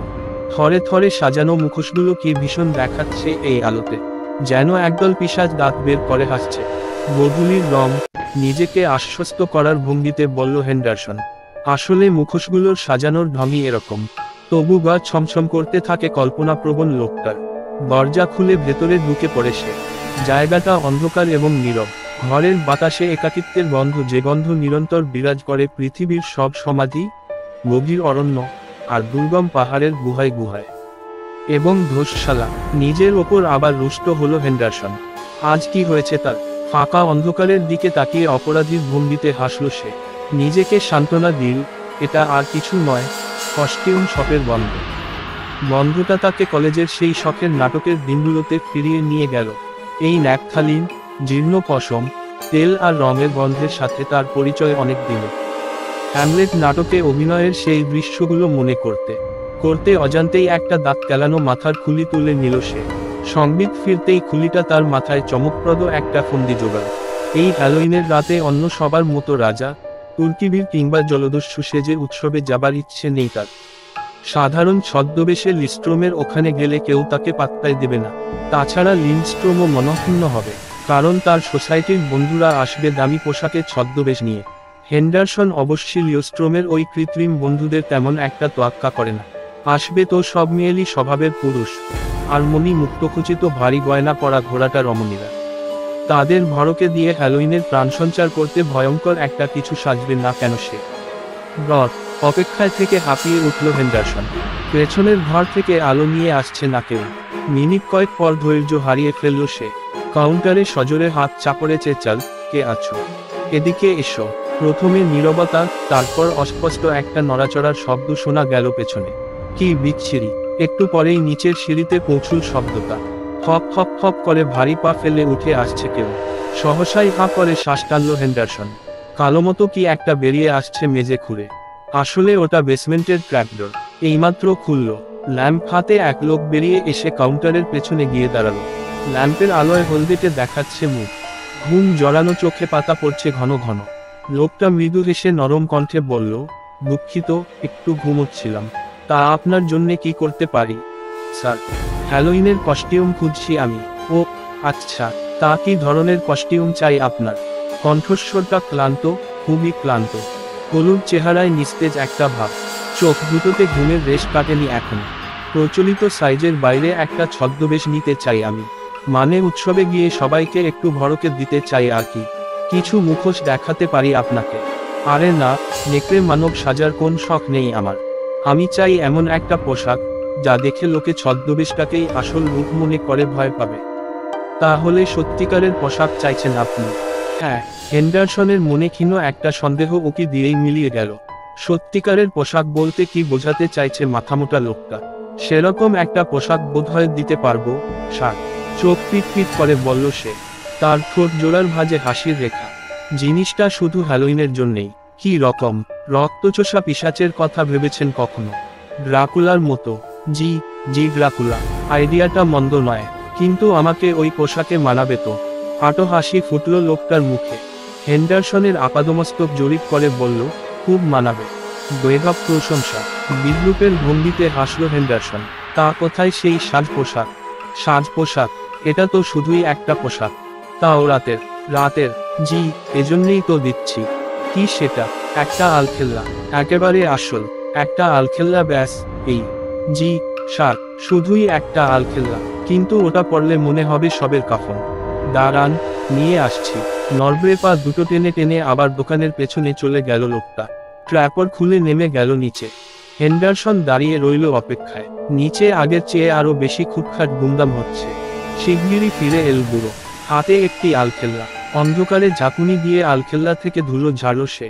তারপর বলল, এই নিন আসল জিনিস। আসল? গায়ে দিলেই টের পাবেন। আশ্চর্য একটা ক্ষমতা আছে এটার, বিশ্বাস করুন। ঠান্ডা ভারী কাপড়টা কাঁধে চাপল হেন্ডারসনের। পেছনে এসে আয়নায় নিজেকে দেখার সময় ছত্রাকের পুরানো একটা অস্বস্তিকর গন্ধ পেল সে। আলখেল্লা থেকে আসছে মৃদু আলো, তবু নিজের চেহারার অদ্ভুত পরিবর্তন নজর এড়াল না হেন্ডারসনের। তার লম্বাটে মুখটা আরো সরু দেখাচ্ছে, ফ্যাকাশে চেহারার মাঝে জ্বলজ্বল করছে চোখ দুটো। সমস্তই এই কালো পোশাকের জাদু। একটা বর্ষর কালো কাফন এটা। নিখুঁত ছদ্মবেশ। বিড়বিড় করে বলল বুড়ো। আয়নায় কোন প্রতিবিম্ব পড়েনি বুড়োর। নিজেকে নিয়ে মগ্ন থাকায় ব্যাপারটা টের পেল না হেন্ডারসন। এটা নেব আমি, বলল হেন্ডারসন। বলল, কত দেব? আমি নিশ্চিত এই পোশাকে উৎসবে গেলে দারুণ মজা পাবেন। আরে দেব কত তাই বলল? তা $5 দিলেই চলবে। এই নাও। $5টা নিয়ে আলখেল্লাটা হেন্ডারসনের গা থেকে খুলে নিল বুড়ো। পোশাকটা কাঁধ থেকে নেমে যেতেই আবার স্বাভাবিক উষ্ণতা অনুভব করল হেন্ডারসন। দীর্ঘদিন বেসমেন্টের শীতল গহ্বরে ছিল বলেই হয়তো কাপড়টা অমন বরফের মতো ঠান্ডা ভাবল সে। পোশাকটা ভাঁজ করে সহাস্যে হেন্ডারসনকে বুঝিয়ে দিল বুড়ো। কালকেই এটা ফিরিয়ে দেব, প্রতিশ্রুতি দিল হেন্ডারসন। দরকার নেই, এখন থেকে ওটা আপনার। মানে? খুব শিগগিরই ব্যবসা গোটাচ্ছি আমি। কাজেই পোশাকটা রেখে দিলে আমার চেয়ে আপনিই বেশি কাজে লাগাতে পারবেন। কিন্তু? কোন কিন্তু নয়? হেন্ডারসনকে থামিয়ে দিল বুড়ো। বিদায় জানাবার ভঙ্গিতে বলল, সন্ধেটা আপনার জন্যে আনন্দময় হয়ে উঠুক। মনে একরাশ জোরতা নিয়ে রওনা হলো হেন্ডারসন। দরজা পর্যন্ত গিয়ে বুড়োকে বিদায় জানাবার জন্যে ঘুরে দাঁড়ালো সে। বুড়োর চোখের পাতা ধীরে লয়ে খুলছে, বন্ধ হচ্ছে। কাউন্টারের ওপাশ থেকে আরেক জোড়া জলজলে চোখ জ্বলন্ত দৃষ্টিতে হেন্ডারসনের দিকে তাকিয়ে। কিন্তু সে দৃষ্টির আঁচ অনুভব করল না হেন্ডারসন। সে বুড়োকে শুভরাত্রি জানিয়ে দরজাটা ঝট করে ভিজিয়ে দিয়ে রাস্তায় নামল। যেতে যেতে অবাক হয়ে ভাবল, এ কোন পাগলামো করতে যাচ্ছে সে। রাত 8টায় হেন্ডারসন টেলিফোনে লিন্ডস্ট্রমকে জানালো, পৌঁছুতে একটু দেরি হবে তার। আলখেল্লাটা গায়ে চাপাতেই আবার সেই ঠান্ডা ভাবটা চলে এল। নিজেকে ঘুরিয়ে ফিরিয়ে দেখার জন্যে আয়নার সামনে গিয়ে দাঁড়ালো সে। তার দৃষ্টি কেমন ঝাপসা হয়ে এল বারবার। আচ্ছা, একটা কাজ ছাড়া কিছু দেখতে পেল না আয়নায়। অল্প একটু ড্রিঙ্ক করার পর খানিকটা চাঙা বোধ করল হেন্ডারসন। গরম হয়ে উঠল গা। ড্রিঙ্কস ছাড়া আর কিছু মুখে দিল না সে। ফ্লোর জুড়ে রক্তচোষা পিশাচের মহড়া দিয়ে বেড়াল কিছুক্ষণ। বাদুড়ে রূপান্তরিত হবার ভঙ্গিতে বারবার আলখেল্লার নিচের দিকটা ঝটকা মেরে কাঁধে তুলল ভ্রুকুটিপূর্ণ ভয়াল মূর্তিতে। এই ভয়ঙ্কর খেলায় প্রচুর আনন্দ পেল হেন্ডারসন। সত্যিই তাহলে একটা পিশাচ হতে যাচ্ছে সে। কিছুক্ষণ পর লবিতে গিয়ে একটা ক্যাব ডাকল হেন্ডারসন। এগিয়ে এল ক্যাব। আলখেল্লা গুটিয়ে অপেক্ষা করছিল হেন্ডারসন। ক্যাবের চালক সেটা দেখামাত্র কেমন ফ্যাকাশে হয়ে গেল। ভাড়া যাবে, নিচু কণ্ঠে শুধল হেন্ডারসন। কোথায়? ভয়ে গলা থেকে বেসুরো স্বর বেরোলো তার। প্রচণ্ড হাসি পেল হেন্ডারসনের, কিন্তু ছাড়ল না হাসিটা। বহু কষ্টে চেপে গিয়ে বুড়ো কুচকে তীর্যক কটাক্ষ হানল লোকটার দিকে। আলখেল্লার নিচের প্রান্ত ঝটকা মেরে পেছনে তুলল। যাব। আসুন, যেন পালাতে পারলে বাঁচে ড্রাইভার। হেন্ডারসন বড় বড় পা ফেলে এগিয়ে গেল। কোথায় যাব? ববুস মানে? সাসার। তোতলাতে জানতে চাইল সে। কণ্ঠস্বর যথাসম্ভব ফাঁসাসে বানিয়ে ঠিকানাটা বলল হেন্ডারসন। তারপর গাড়ির পেছনে গিয়ে বসল। ভীত ড্রাইভার ভুলেও আর তার দিকে তাকালো না। একটা ঝাঁকুনি দিয়ে চলতে শুরু করলো ক্যাব। ড্রাইভারের ভয়চকিত ভাব দেখে হাসি আর চেপে রাখতে পারল না হেন্ডারসন। তার অট্টহাসি শুনে আরো ঘাবড়ে গেল ড্রাইভার। সরকার নির্ধারিত সর্বোচ্চ গতিতে গাড়ি ছোটাল সে। তার কাণ্ড দেখে হেন্ডারসনের হাসতে হাসতে পেটে খিল ধরার জোগাড়। আর ওদিকে ড্রাইভার বেচারা রীতিমতো কাঁপতে শুরু করেছে। হেন্ডারসনকে জায়গান্ত পৌঁছে দিয়ে হাঁপ ছাড়ল সে। ভাড়া না নিয়েই কেটে পড়ল দ্রুত। যাক, হাসা হয়েছে ছদ্মবেশটা। মনে মনে আত্মতৃপ্তি লাভ করল হেন্ডারসন। উৎসবে বেশ সারা জাগানো যাবে। ফুরফুরে মেজাজে এলিভেটরে গিয়ে উঠল সে। এগিয়ে চলল লিন্ডস্ট্রোমের ঢালু ছাদের অ্যাপার্টমেন্টের দিকে। এলিভেটরে হেন্ডারসন একা নয়, আরও ৩-৪ জন আছে। লিন্ডস্ট্রোমের অ্যাপার্টমেন্টে এর আগেও এদের দেখেছে সে, কিন্তু একজনও তাকে চিনতে পেরেছে বলে মনে হচ্ছে না। উৎসাহ বেড়ে গেল হেন্ডারসনের। তার মেকি মুখভঙ্গি এবং অদ্ভুত আলখেল্লাটা আমূল বদলে দিয়েছে তাকে। আর এদের দেখো, দামি জবরজঙ্গ পোশাকে এক একজনের ছদ্মবেশের কি বাহার। স্প্যানিশ ব্যালেরিনা সেজেছে এক মহিলা, এক লোক পরেছে বুল ফাইটারের পোশাক, অন্য দুজন পুরুষ মহিলারও ভিন্ন রকম সাজ। তা যে বেশি ধরুক, তারা আসল চেহারা ঢাকতে পারেনি কেউ। হেন্ডারসন ভালো করেই জানে, ছদ্মবেশটা আসলে তাদের কাছে তেমন কিছু নয়। উৎসবে হাজির হওয়াটাই বড়।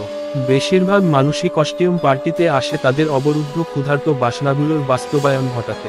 মেয়েরা আসে তাদের অঙ্গসৌষ্ঠব দেখাতে, পুরুষেরা দেখাতে চায় পৌরুষ বুল ফাইটার কিংবা সার্কাসের ভাড়েরা যেমন দেখায়। এসব একদম বিচ্ছিরি লাগে হেন্ডারসনের।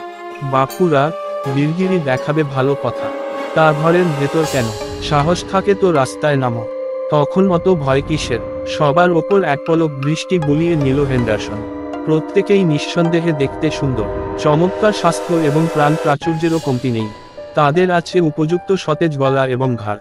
পাশে দাঁড়ানো মেয়েটির পেলব হাত দুটির দিকে তাকালো হেন্ডারসন।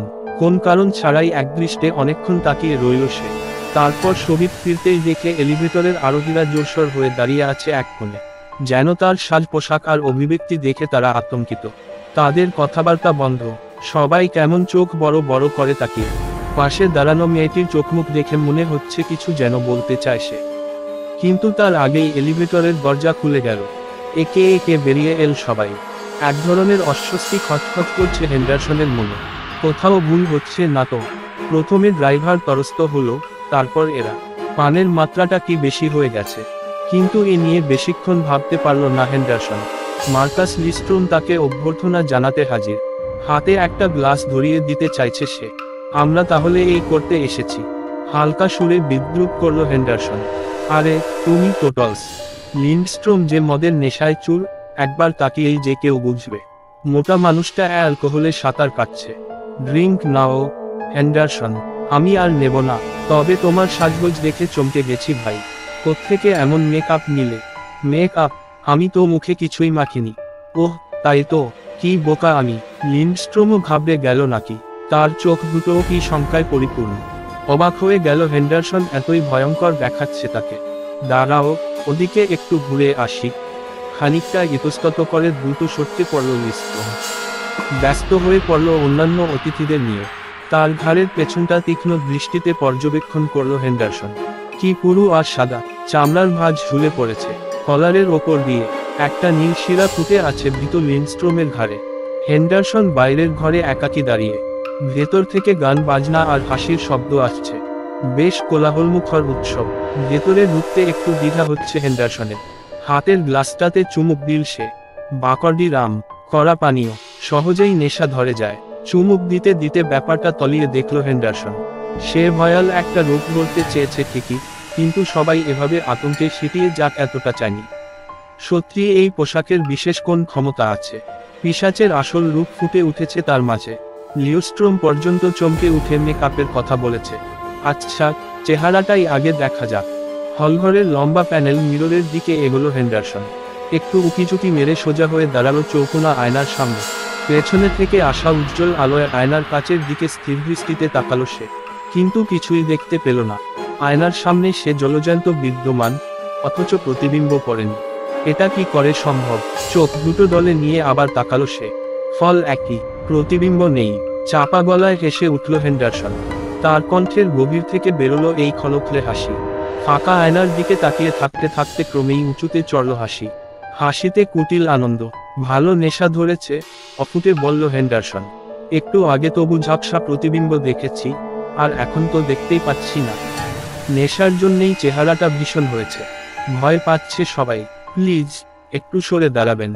একটা সুরেলা কণ্ঠে চমক ভাঙে হেন্ডারসনের। ঝট করে পেছনে ফেরে সে। তার মতোই কালো পোশাক মেয়েটির, ফর্সা গর্বিত মুখ, মাথায় ঝিকমিকি করছে রেশমের মতো চুলগুলো, নীল চোখে অপার্থিব দুটি, ঠোঁট জোড়া টুকটুকে লাল। স্বর্গের দেবী সেজেছে মেয়েটি। হেন্ডারসন নরম কণ্ঠে শুধল, কে আপনি? শিলা ডার্লিং, দয়া করে সরে দাঁড়ালে নাকে একটু পাউডার ঘষতাম। স্টিফেন হেন্ডারসন অবশ্যই সরে দাঁড়াবে, হাসল সে। পিছিয়ে এসে জায়গা ছেড়ে দিল মেয়েটিকে। হেন্ডারসনকে অপলকে তাকিয়ে থাকতে দেখে মেয়েটি মুখ টিপে হেসে বলল, এর আগে কাউকে পাউডার নিতে দেখেননি। দেখেছি, তবে প্রসাধনীর প্রতি সর্বসুন্দরীদের এরকম আসক্তির কথা জানতাম না। অবশ্যই স্বর্গের দেবীদের সম্পর্কে খুব কমই জানি। এখন থেকে বিশেষভাবে জানতে চেষ্টা করব তাদের। এই হচ্ছে মোক্ষম সুযোগ। হয়তো উৎসবের পুরোটা সময়ই আপনার পেছনে নোটবুক হাতে দেখতে পাবেন আমাকে। ভ্যাম্পায়ারের হাতে নোটবুক? হ্যাঁ, আমি খুব বুদ্ধিমান ভ্যাম্পায়ার সেকেলে ট্রান্সিলভেনিয়ানদের মতো নই, এটুকু নিশ্চয়তা দিতে পারি। আমার সঙ্গ ভালো লাগবে আপনার। আমারও তাই মনে হচ্ছে, কিন্তু স্বর্গের দেবীর সাথে রক্তচোষা জুটিটা কেমন বেমানান হয়ে যাচ্ছে না?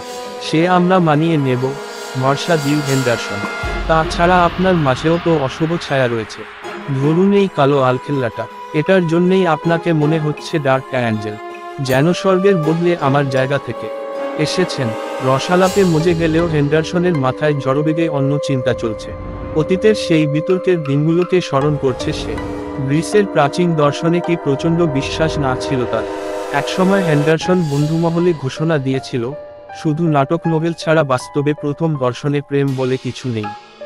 সে বলে বেরাত, নাটক নোবেল থেকে মানুষ প্রেম সম্পর্কে জানতে পারে এবং সেই অনুসারে সবার মনে প্রথম দর্শনে প্রেম নিয়ে একটা বিশ্বাস জন্মে, যখন সম্ভবত কামনাকে অনুভব করা যায়।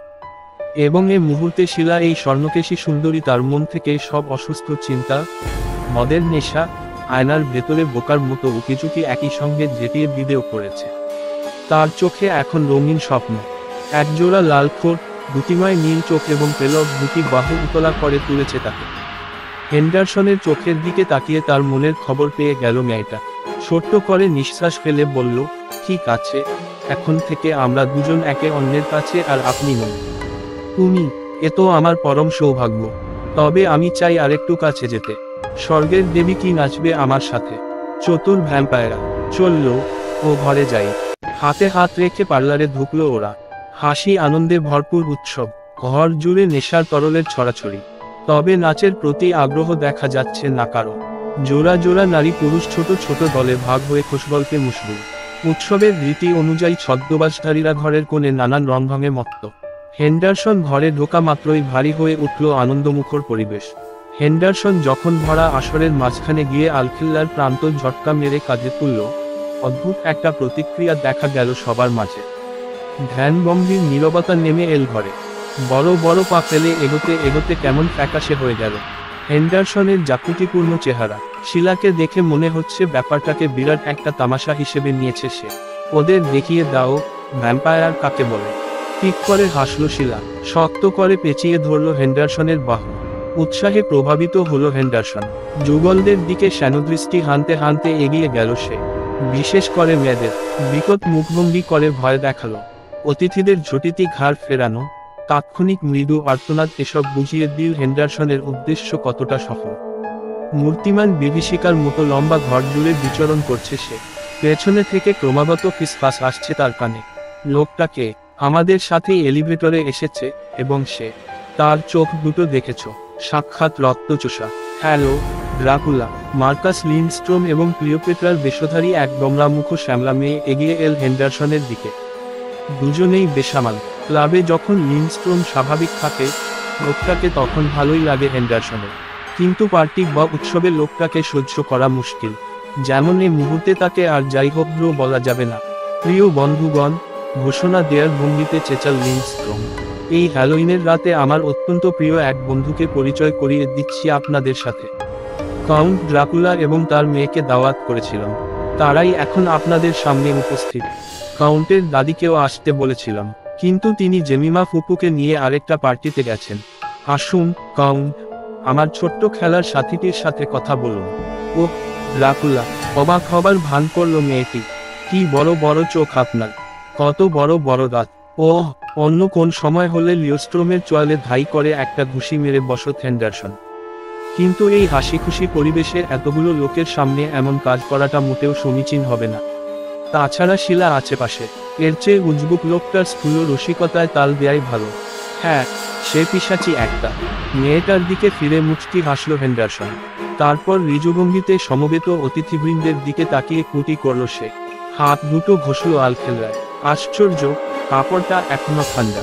নিচের দিকে তাকাতেই প্রথমবারের মতো তার নজর পড়ল আলখেল্লার শেষ প্রান্তে ময়লা লেগে আছে, জমাট ধুলো কিংবা কাদা।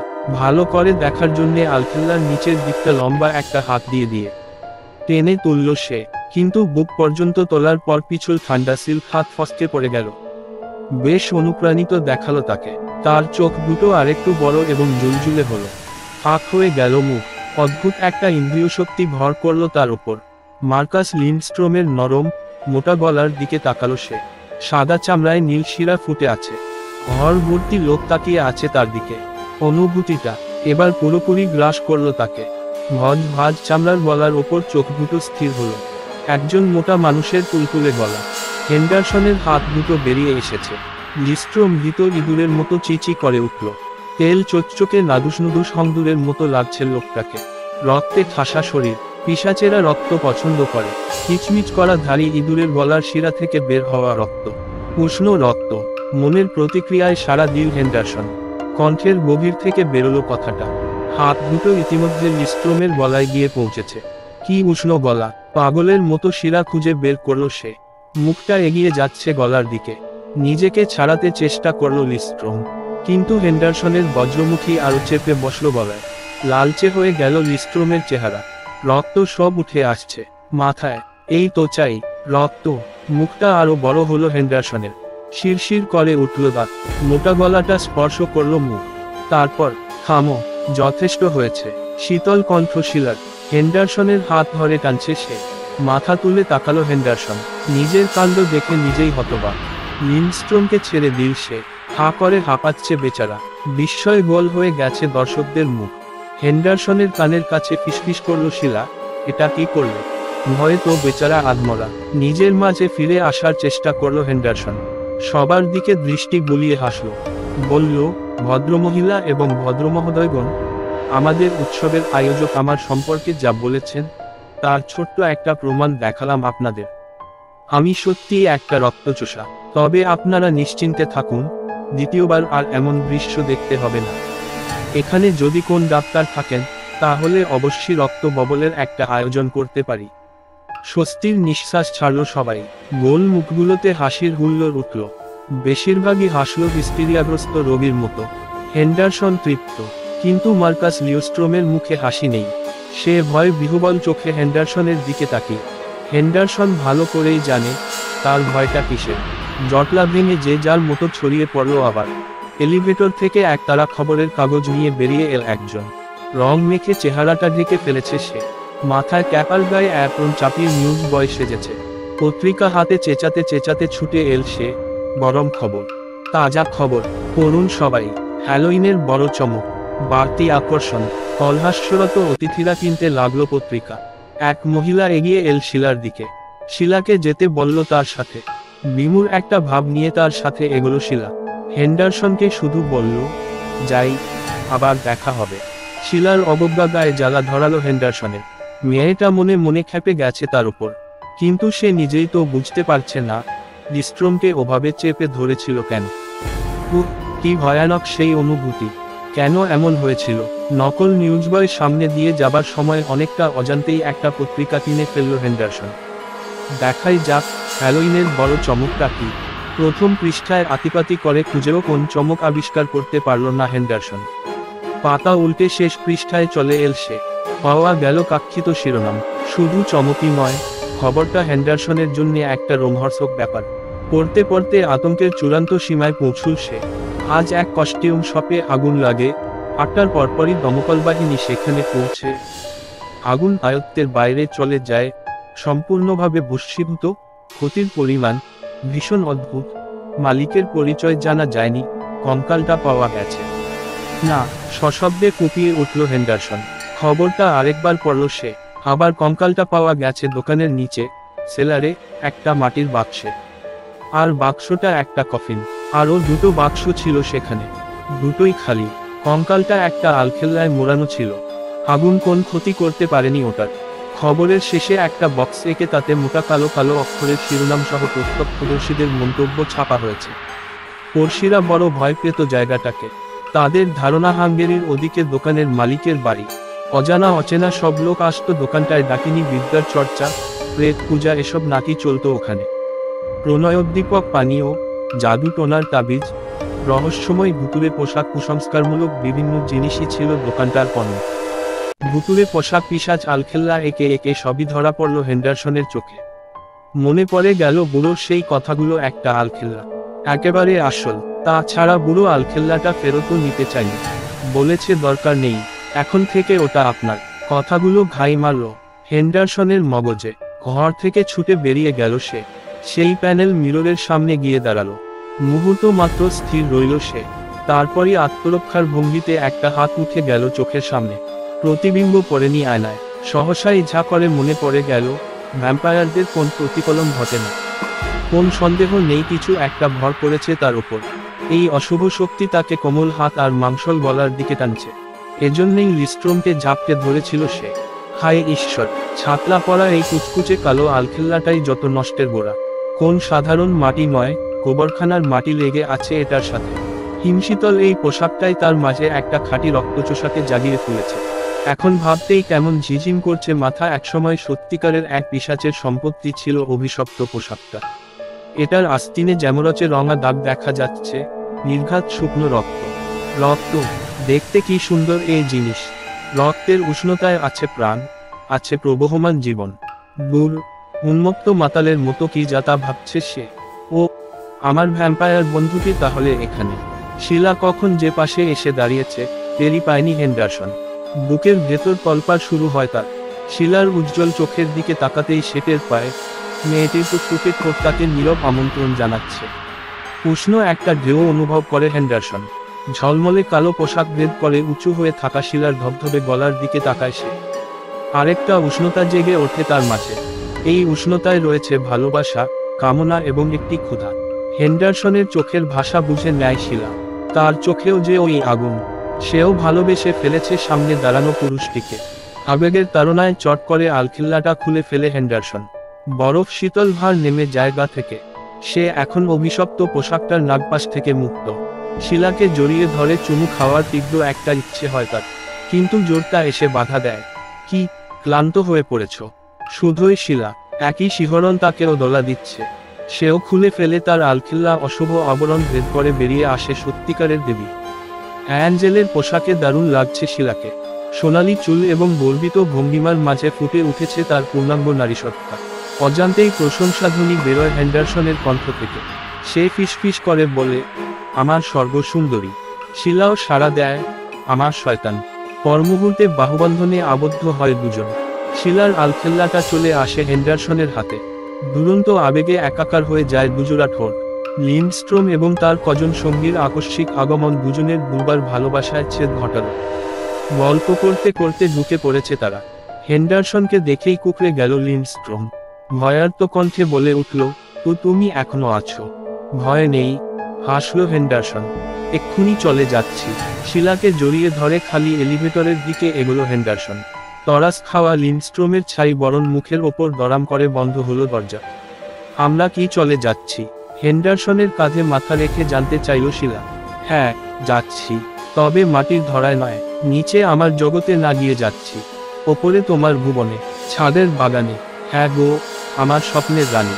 স্বর্গের বাগানে বসে গল্প করব আমরা। মেঘের চুলোয় বসে চুমু খাবো তোমাকে। তারপর শিলার ঠোঁট দুটো কথা শেষ করতে দিল না হেন্ডারসনকে। এলিভেটর উঠতে লাগলো আপন গতিতে। একসময় বিচ্ছিন্ন হলো দুজন। হেন্ডারসন বলল, দেবীর সাথে শয়তান, এ কেমন জুটি? আমিও তাই বলেছি, মনে করিয়ে দিল শিলা। আমাদের সন্তানেরা স্বর্গীয় মহিমা, না শয়তানের শিং নিয়ে জন্মাবে। দুটোই থাকবে ওদের সাথে, দেখে নিও। খোলা নির্জন ছাদে বেরিয়ে এল দুজন। হেন্ডারসন আবারও অনুভব করল, আজ হ্যালোইনের রাত। নিচে লিন্ডস্ট্রোম এবং তার সোসাইটি বন্ধুরা আমোদ ফুর্তি আর মদ্যপানে মগ্ন। আর এখানে আলো নেই, শব্দ নেই, পানাহার নেই। নিস্তব্ধ বিষণ্ণ একটি রাত, অন্যান্য রাতের মতোই সাধারণ। তবু এ রাতের আলাদা একটা মর্ম আছে। আকাশটা এ মুহূর্তে নীল নয়, কালো। কমলা চাঁদের চারদিকে ঘুরে বেড়ানো ধূসর মেঘগুলোকে দৈত্যের থোকা থোকা দাড়ির মতো লাগছে। সাগরের ওদিক থেকে আসা ঠান্ডা বাতাসে মৃদু গুঞ্জন। শীতও পড়েছে বটে।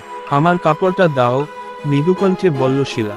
পোশাকটা ফিরিয়ে দিল হেন্ডারসন। পাক খেয়ে ঝলমলে কালো কাপড়টার ভেতর ঢুকে পড়ল শিলা।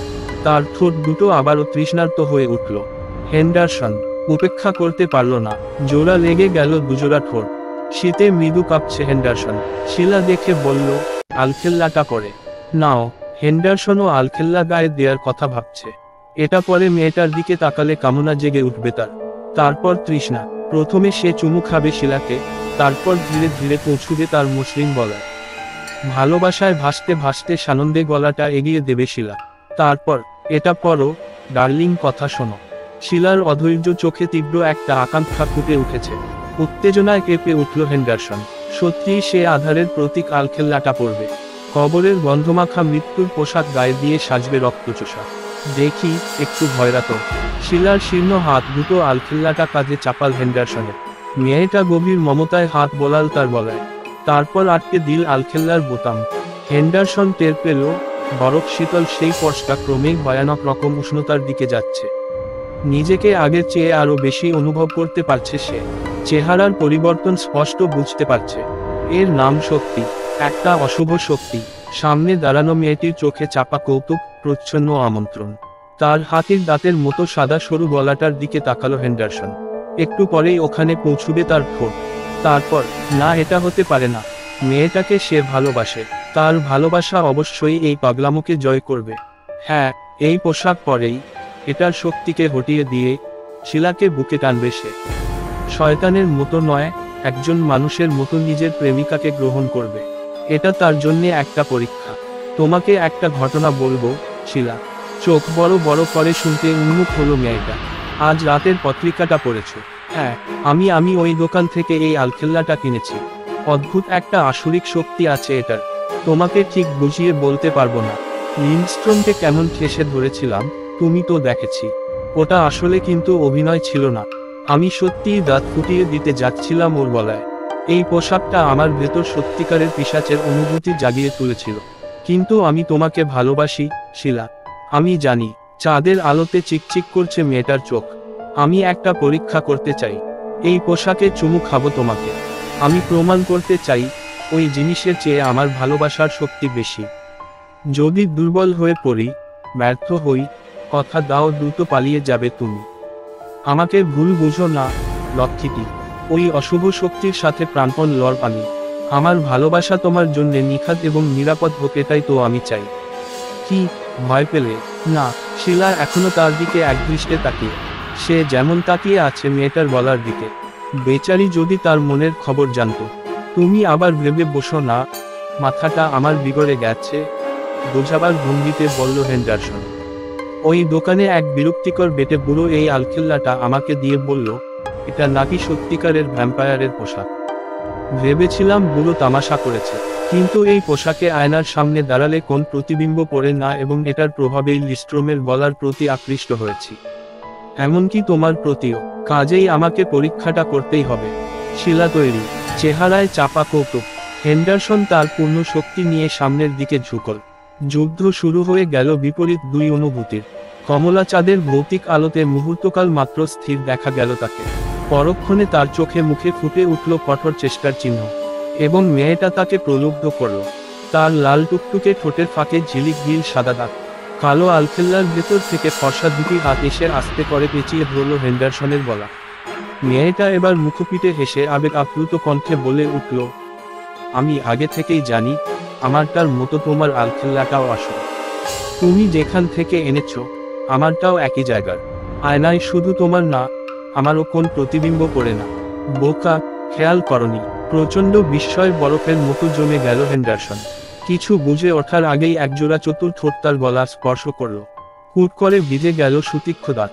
প্রথমে সূক্ষ্ম একটা বেদনা, তারপর আশ্চর্য সুখকর অনুভূতি। একটা সর্বগ্রাসী অন্ধকার ক্রমশ গিলে খেতে লাগলো হেন্ডারসনকে। তৃতীয় গল্প আতঙ্ক। সারা হপ্তা ধরে উত্তুরে হাওয়া বইবার কথা বলছিল ওরা। বিশুদ্ধবার হামলে পড়ল ঝড়। বিকেল 4টার মধ্যে 8 ইঞ্চি তুষার জমে উঠল রাস্তায়, থামার কোনো লক্ষণ নেই। আমরা অভ্যাসমতো বিকেল 5টা-6টার দিকে হাজির হয়ে গেলাম হেনরির নাইট আউলে। ব্যাঙ্গালোরের এই একটাই মাত্র দোকান যা ঘড়ির কাঁটায় কাঁটায় খুলে। হেনরি কেউকেটা কোনো ব্যবসায়ী নয়, কলেজ ছাত্রদের কাছে বিয়ার আর মদ বিক্রি করে। আমাদের মতো অকর্মারধারীদের আড্ডার চমৎকার জায়গা হেনরির বার। আজ বিকেলে হেনরি বসেছে কাউন্টারে। আমি, বিল পেলহ্যাম, মার্টি কনর্স আর কার্ল লিটলফিল্ড ঘিরে বসেছি চুল। বাইরে ওহাও স্ট্রিটে কোনো গাড়ি চলছে না। বৈদ্যুতিক লাঙ্গল দিয়েও জমাট বাঁধা তুষার কাটতে গলদঘর্ম হয়ে যাচ্ছে লোকগুলো। শো শো শব্দে বইছে প্রবল হাওয়া। ডাইনোসরের মেরুদণ্ডের মতো উঁচু আর স্কোপ হয়ে আছে তুষার বাড়িঘরের ছাদে। হেনরির দোকানে আজ বিকেলে খদ্দের বলতে মোটে 3 জন, অবশ্য কানা এডিকে যদি এর কাতারে ফেলা যায়। এডির বয়স 70-এর কাছাকাছি, পুরোপুরি অন্ধ নয় সে। হপ্তায় 2-3 দিন আসে সে এখানে। কোটের নিচে ব্রেড লুকিয়ে নিয়ে বেরিয়ে যায়। তোমাদেরকে আবার কেমন বোকা বানালাম এমন ভাব নিয়ে। হেনরি এডিকে পছন্দ করে বলে তার কাছ থেকে কখনোই রুটির দাম রাখে না। আমরা বসে আড্ডা দিচ্ছি, হঠাৎ দরাম করে খুলে গেল দরজা, ঠান্ডা হাওয়ার ঝাপটা নিয়ে। টলতে টলতে ভিতরে ঢুকলো এক কিশোর। মেঝেতে পা ঠুকে জুতো থেকে বরফ সারছে। ওকে দেখেই চিনে ফেললাম, রিচি গ্রেনাডাইনের ছেলে। চেহারায় তীব্র উৎকণ্ঠা, মুখ ফ্যাকাশে, কণ্ঠমণি ওঠানামা করছে, ঘন ঘন ঢোক গিলছে বলে। মি পারমালি, হেনরির উদ্দেশ্যে বলল সে, চোখের মণি ঘুরছে সকেটের মধ্যে। আপনাকে এখনই একবার আসতে হবে, ওর জন্য বিয়ার নিয়ে যাব। আমি ও বাড়িতে আর ফিরতে চাই না। আমার ভয় লাগছে। একটু সুস্থির হয়ে বসো। কসাইয়ের সাদা অ্যাপ্রনটা খুলে রেখে কাউন্টার ঘুরে এল হেনরি। কি হয়েছে? তোমার বাবা মাতাল হয়ে গেছে। হেনরির কথায় বুঝলাম রিচি বেশ কয়েকদিন ধরে ওর দোকানে আসছে না। প্রতিদিনই ওর একটা বিয়ার চাই, সবচেয়ে সস্তাটা কিনবে সে। বিশাল দেহি, নটকু রিচি বিয়ার খেতেও পারে। ক্লিফটনের করাত কলে কাজ করত সে, কিন্তু কি একটা ভুলের অপরাধে চাকরিটা চলে যায়। করাত কল কোম্পানি অবশ্য ওকে ক্ষতিপূরণ দিয়েছিল। চাকরি ছাড়ার পর থেকে সারাদিন বিয়ার খেতে খেতে আরও ফুলেছে রিচি। এখন ছেলেকে পাঠায় বিয়ার কিনতে। বাবা মাতাল হয়েছে, শুনতে পেলাম ছেলেটা বলছে। কিন্তু সমস্যা সেটা নয়। সমস্যা সমস্যা ও ঈশ্বর, ব্যাপারটা ভয়ঙ্কর। হেনরি কার্লকে বলল, কার্ল, তুমি এদিকে 2 মিনিট খেয়াল রাখতে পারবে? অবশ্যই। বেশ, টিমি স্টোকরুমে চলো, শুনি কি হয়েছে। ছেলেটাকে নিয়ে চলে গেল হেনরি। কার্ল কাউন্টারে এসে বসলো হেনরির টুলে। কেউ কিছুক্ষণ কোনো কথা বলল না। আমরা হেনরির গভীর ধীর গলা শুনতে পেলাম। টিমি উত্তেজিত ও দ্রুত কণ্ঠে কথা বলছে। তারপর ফুপিয়ে উঠল সে। বিল পেলহ্যাম গলা খাকারি দিয়ে পাইপে তামাক ভরতে লাগলো। রিচিকে অনেকদিন দেখি না, বললাম আমি। হোত হোত করে উঠল বিল, তাতে কিছু আসে যায় না। অক্টোবরের শেষে একবার এসেছিল, জানালো কার্ল। হ্যালোউইনের সময় 1 কেস বিয়ার কিনল। দিন দিন ফুলে যাচ্ছিল ও। তারপর আর কিছু বলার মতো পেলাম না। ছেলেটা এখনো কাঁদছে, তবে কাঁদতে কাঁদতে কথাও বলছে। বাইরে গর্জন ছাড়ছে বাতাস, দরজা জানালায় চাবুক কষাচ্ছে। রেডিওতে বলল সকালের মধ্যে আরও 6 ইঞ্চি পুরু হয়ে বরফ পড়বে। এখন জানুয়ারির মাঝামাঝি। ভাবছিলাম অক্টোবরের পর থেকে রিচির চেহারা আদৌ কেউ দেখেছি কিনা। আরও কিছুক্ষণ ছেলেটার সঙ্গে কথা বলল হেনরি, তারপর ওকে নিয়ে বেরিয়ে এল। ছেলেটা কোট খুলে ফেলেছে, তবে হেনরি তার কোট গায়ে চাপিয়েছে। ছেলেটার বুক হাঁপড়ের মতো ওঠা নামা করছে, চোখ লাল। হেনরিকে উদ্বিগ্ন দেখালো। টিমিকে ওপরে পাঠিয়ে দিচ্ছি আমি, ওর খিদে পেয়েছে। আমার বউ ওকে খাইয়ে দেবে। আমি রিচির বাসায় যাব, তোমরা কেউ আমার সঙ্গে চলো। টিমি বলল ওর বাপের বিয়ার লাগবে, টাকাও দিয়েছে। হাসার চেষ্টা করলো হেনরি, কিন্তু হাসি ফুটল না মুখে। কি বিয়ার জানতে চাইল বার্টি। আমি নিয়ে আসি। হ্যারোস সুপ্রিম, বলল হেনরি। কয়েকটা প্যাকেট আছে ওখানে। আমি উঠে পড়লাম। হেনরির সঙ্গে বার্টি যাবে, আমাকেও যেতে হবে। ঠান্ডায় কার্লের বাতের ব্যথাটা বেড়েছে, আর বিলি পেলহাম এখানেই থাকছে। বার্টি হ্যারোসের 4টা প্যাকেট নিয়ে এল। ওগুলো বাক্সে ভরলাম আমি। হেনরি দোতলায় ওর বাসায় নিয়ে গেল ছেলেটাকে। টিমিকে বউয়ের কাছে রেখে নেমে এল নিচে। মাথা ঘুরিয়ে দেখে নিল সিঁড়ির দরজাটা বন্ধ আছে কিনা। বিলি প্রায় চেঁচিয়ে উঠল, হয়েছেটা কি? রিচি মেরেছে ছেলেটাকে? না, বলল হেনরি।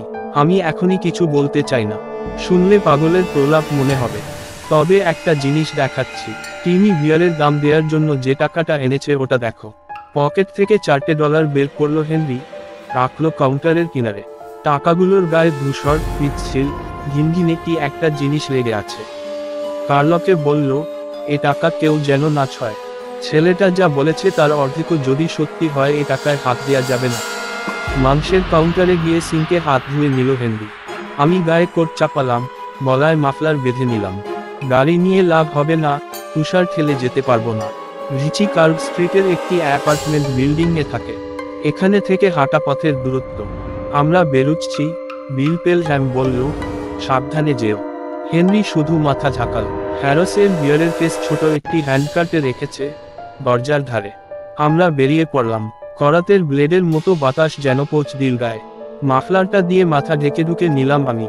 বাটি দ্রুত মোজা পরে নিল। আমি তোমাদেরকে ভয় দেখাতে চাই না, বলল হেনরি, মুখে অদ্ভুত হাসি। তবে যেতে যেতে বলবো ছেলেটার গল্প, কারণ ঘটনাটা তোমাদের জানা দরকার। কোটের পকেট থেকে 45 ক্যালিবারের একটা পিস্তল বের করলো হেনরি। 1958 সাল থেকে দিন-রাত 24 ঘন্টা গুলি ভরা পিস্তলটা প্রস্তুত থাকে কাউন্টারের নিচে। একবার এক লোক মাস্তানি করতে এসেছিল হেনরির সঙ্গে। লোকটাকে পিস্তল তুলে দেখানো মাত্র কেঁপে পড়েছিল সুরসুর করে। আরেকবার এক কলেজে পড়া ছোকরা চাঁদা চাইতে এসেছিল। তারপর এমনভাবে সে ছুটে পালায় যেন ভূতে তাড়া করেছে। প্রচণ্ড ঝড়ো হাওয়ার মধ্যে বেরিয়ে পড়েছি তিনজন। কার্ড ঠেলতে ঠেলতে ছেলেটার গল্প বলল হেনরি। ছেলেটা বলেছে ঘটনার সূত্রপাত নিশ্চয় কোন বিয়ারের ক্যান থেকে। কিছু কিছু বিয়ার খুব বাজে স্বাদের হয়। একবার এক লোক আমাকে বলেছিল বিয়ারের কৌটায় অত্যন্ত ক্ষুদ্র ছিদ্র থাকলেও তা দিয়ে ব্যাকটেরিয়া ঢুকে দ্রুত সব কাণ্ড ঘটাতে পারে। এসব ব্যাকটেরিয়া বিয়ার খেয়ে বেঁচে থাকে। যা হোক, ছেলেটা বলল অক্টোবরের এক রাতে রিচি গোল্ডেন লাইটের এক কেস বিয়ার কিনে বাসায় ফেরে। সে বিয়ার খাচ্ছিল আর টিমি ব্যস্ত ছিল স্কুলে হোমওয়ার্ক নিয়ে। টিমি ঘুমাতে যাবে এমন সময় শুনতে পেল তার বাপ বলছে, ক্রাইস্ট জেসাস, জিনিসটা ভালো না।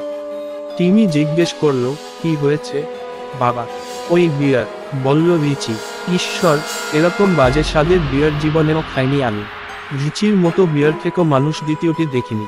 একবার বিকেলে ওয়ালিস পাতে ওকে দেখেছি বাজি ধরে বিয়ার খেতে। সে এক লোকের সঙ্গে বাজি ধরেছিল 1 মিনিটে 22 গ্লাস বিয়ার সাবার করবে। স্থানীয় কেউ ওর সঙ্গে বাজি ধরার সাহস পায় না। কিন্তু এ লোকটা এসেছিল মন্টপেলিয়ের থেকে। সে $20 বাজি ধরে। রিচি 53 সেকেন্ডে 20টি বিয়ার সাবড়ে দেয়। তারপরও বার ছেড়ে যাওয়ার সময় ওকে বিন্দুমাত্র টলতে দেখিনি। আমার বমি আসছে, বলল রিচি। সাবধান, টিমি বলল। সে বিয়ারের ক্যানের গন্ধ শুকেছে। মনে হয়েছে ভিতরে কিছু একটা নড়াচড়া করছে। তারপর আর ওটার কোনো সারা শব্দ নেই। ক্যানের মাথায় ধূসর রঙের একটা বুদবুদ দেখেছে টিমি। দিন 2 পরে ছেলেটা স্কুল থেকে বাড়ি ফিরে এসে দেখে রিচি টিভি দেখছে। অবাক হলো সে, কারণ তার বাপ 9টার আগে কখনো বাড়ি ফেরে না। কি ব্যাপার, জিজ্ঞেস করলো টিমি। ব্যাপার কিছু না, টিভি দেখছি, জবাব দিল রিচি। আজ আর বেরুতে ইচ্ছে করলো না। সিনেকর বাতি জ্বালিয়েছে টিমি, থেকিয়ে উঠল রিচি। বাতি নেভা। টিমি বাতি নেভালো, জানতে চাইল না বাতি ছাড়া অন্ধকারে সে হোমওয়ার্ক করবে কিভাবে। রিচির মেজাজ খারাপ হলে তার সঙ্গে কথা বলা যায় না। দোকান থেকে আমার জন্য একটা বিয়ার কিনে নিয়ে আয়, হুকুম করল রিচি। টাকা টেবিলের উপর রাখা আছে। ছেলেটা বিয়ার নিয়ে ফিরে এসে দেখে বাপ তখনও বসে রয়েছে অন্ধকারে, টিভি অফ করা। গা ছমছম করে ওঠে ছেলেটার। অবশ্য অন্ধকারে ফ্ল্যাটে বর্ষার একটা পিণ্ডের মতো বাপকে ঘরের কোণে বসে থাকতে দেখলে কে না ভয় পাবে। টিমি টেবিলের উপর বিয়ারের ক্যান রাখলো। বাপের সামনে আসা মাত্র ভক করে পচা একটা গন্ধ নাকে ধাক্কা মারল তার। পচা চিজের বিটকেলে গন্ধ। কিন্তু বাপকে এ ব্যাপারে কিছু জিজ্ঞেস করতে সাহস পেল না টিমি। দরজা বন্ধ করে হোমওয়ার্ক নিয়ে বসল। কিছুক্ষণ পর শুনল চালু হয়েছে টিভি, সেই সাথে বিয়ারের ক্যান খুলছে রিচি। সপ্তাহ 2 এরকমই চলল। ছেলেটা সকালে উঠে স্কুলে যায়। স্কুল থেকে ফিরে এসে দেখে তার বাপ টিভির সামনে বসে বসে আছে, টেবিলের উপর বিয়ার কেনার টাকা। একদিন বিকেল 4টা নাগাদ বাসায় ফিরেছে তিনি। ততক্ষণে বাইরেটা কালো হয়ে এসেছে। রিচি হুকুম করলো, আলো জেলে সিঙ্কের বাতি জ্বালল টিমি। দেখলো বাপ কম্বল মুড়ি দিয়ে বসা। দেখ, বলে কম্বলের নিচে থেকে একটা হাত বের করে আনলো রিচি। তবে ওটা হাত নয়, ধূসর রঙের একটা মাংসপিণ্ড। আটকে উঠল টিমি, জিজ্ঞেস করলো, বাবা, তোমার কি হয়েছে? রিচি জবাব দিল, জানি না, তবে ব্যথা লাগছে না, বরং ভালোই লাগছে। টিমি বলল, আমি ডাক্তার ওয়েস্টফিল্ডকে ডেকে আনি। তখন কম্বলটা ভয়ানক কাঁপতে শুরু করলো, যেন ওটার নিচে প্রবল বেগে কিছু জকি খাচ্ছে। রিচি বলল, খবরদার, ডাক্তারের কাছে যাবি না। সে চেষ্টা করলে তোকে আমি ধরে ফেলব, তারপর তোর দশা হবে এরকম। বলে মুখের উপর থেকে কম্বলটা সরিয়ে ফেলল রিচি। আমরা এতক্ষণে হার্লো ও কার্ডো স্ট্রিটের মোড়ে চলে এসেছি। শুধু ঠান্ডা নয়, ভয়েও গাটা কেমন হিম হয়ে আছে আমার। এরকম গল্প হজম করা মুশকিল, তবে কিনা পৃথিবীতে অনেক আজব ঘটনাই ঘটে। জর্জ কেলসো নামে এক লোককে চিনতাম আমি। ব্যাঙ্গলোর পাবলিক ওয়ার্কস ডিপার্টমেন্টে কাজ করত। 15 বছর সে কাটিয়েছে মাটির নিচে পানির পাইপ আর বৈদ্যুতিক তার মেরামতের কাজে। অবসর নেয়ার তখন মাত্র 2 বছর বাকি। একদিন সে চাকরিটা ছেড়ে দিল। ফ্রেলকি হ্যান্ডম্যান ওকে চিনত। সে বলেছে জর্জ একদিন এসেক্সের একটি ড্রেনের পাইপ সারাতে হাসি মুখে স্বভাবসুলভ ঠাট্টা মশকরা করতে করতে মাটির নিচে গিয়েছিল। 15 মিনিট পর যখন সে উপরে উঠে এল, তার সমস্ত চুল বরফের মতো সাদা। চাউনি দেখে মনে হচ্ছিল নরক দর্শন করে এসেছে। সে সোজা ওয়ালির স্পাতে ঢুকে আকণ্ঠ মদপান শুরু করে। মদ খেয়ে খেয়ে 2 বছরের মাথায় মারা যায় জর্জ। ফ্রাঙ্কি ওর সঙ্গে কথা বলে জানার চেষ্টা করেছিল সিওয়ার পাইপে কি দেখে ভয় পেয়েছে জর্জ। জর্জ ফ্রাঙ্কিকে জিজ্ঞেস করেছিল সে কোনোদিন কুকুর সাইজের মাকড়সা দেখেছে কিনা। ঘটনা কতটা সত্য আর কতটা অতিরঞ্জিত আমি জানি না, তবে পৃথিবীতে নিশ্চয় এমন ঘটনা ঘটে যা সুস্থ মস্তিষ্কের মানুষকেও পাগল বানিয়ে ছাড়ে। আমরা রাস্তার মোড়ে মিনিট খানেকের জন্য দাঁড়ালাম। যদিও তীব্র ঠান্ডা বাতাসের চাবুক আছড়ে পড়ছে গায়ের উপর। টিমি কি দেখলো? জিজ্ঞেস করলো বাটিং। টিমি বলেছে ও ওর বাপকেই দেখেছে, জবাব দিল হেনরি। তবে সারা গায়ে ধূসর জেলি মাখা। পরনের জামাকাপড় যেন গলে গিয়ে লেগেছিল শরীরের সঙ্গে। ঈশ্বর, বলল বাটি। রিচি আবার কম্বল দিয়ে মুড়ে নেয় নিজেকে এবং বাতি নিভিয়ে দেওয়ার জন্য চেঁচাতে থাকে বাচ্চাটার উদ্দেশ্যে।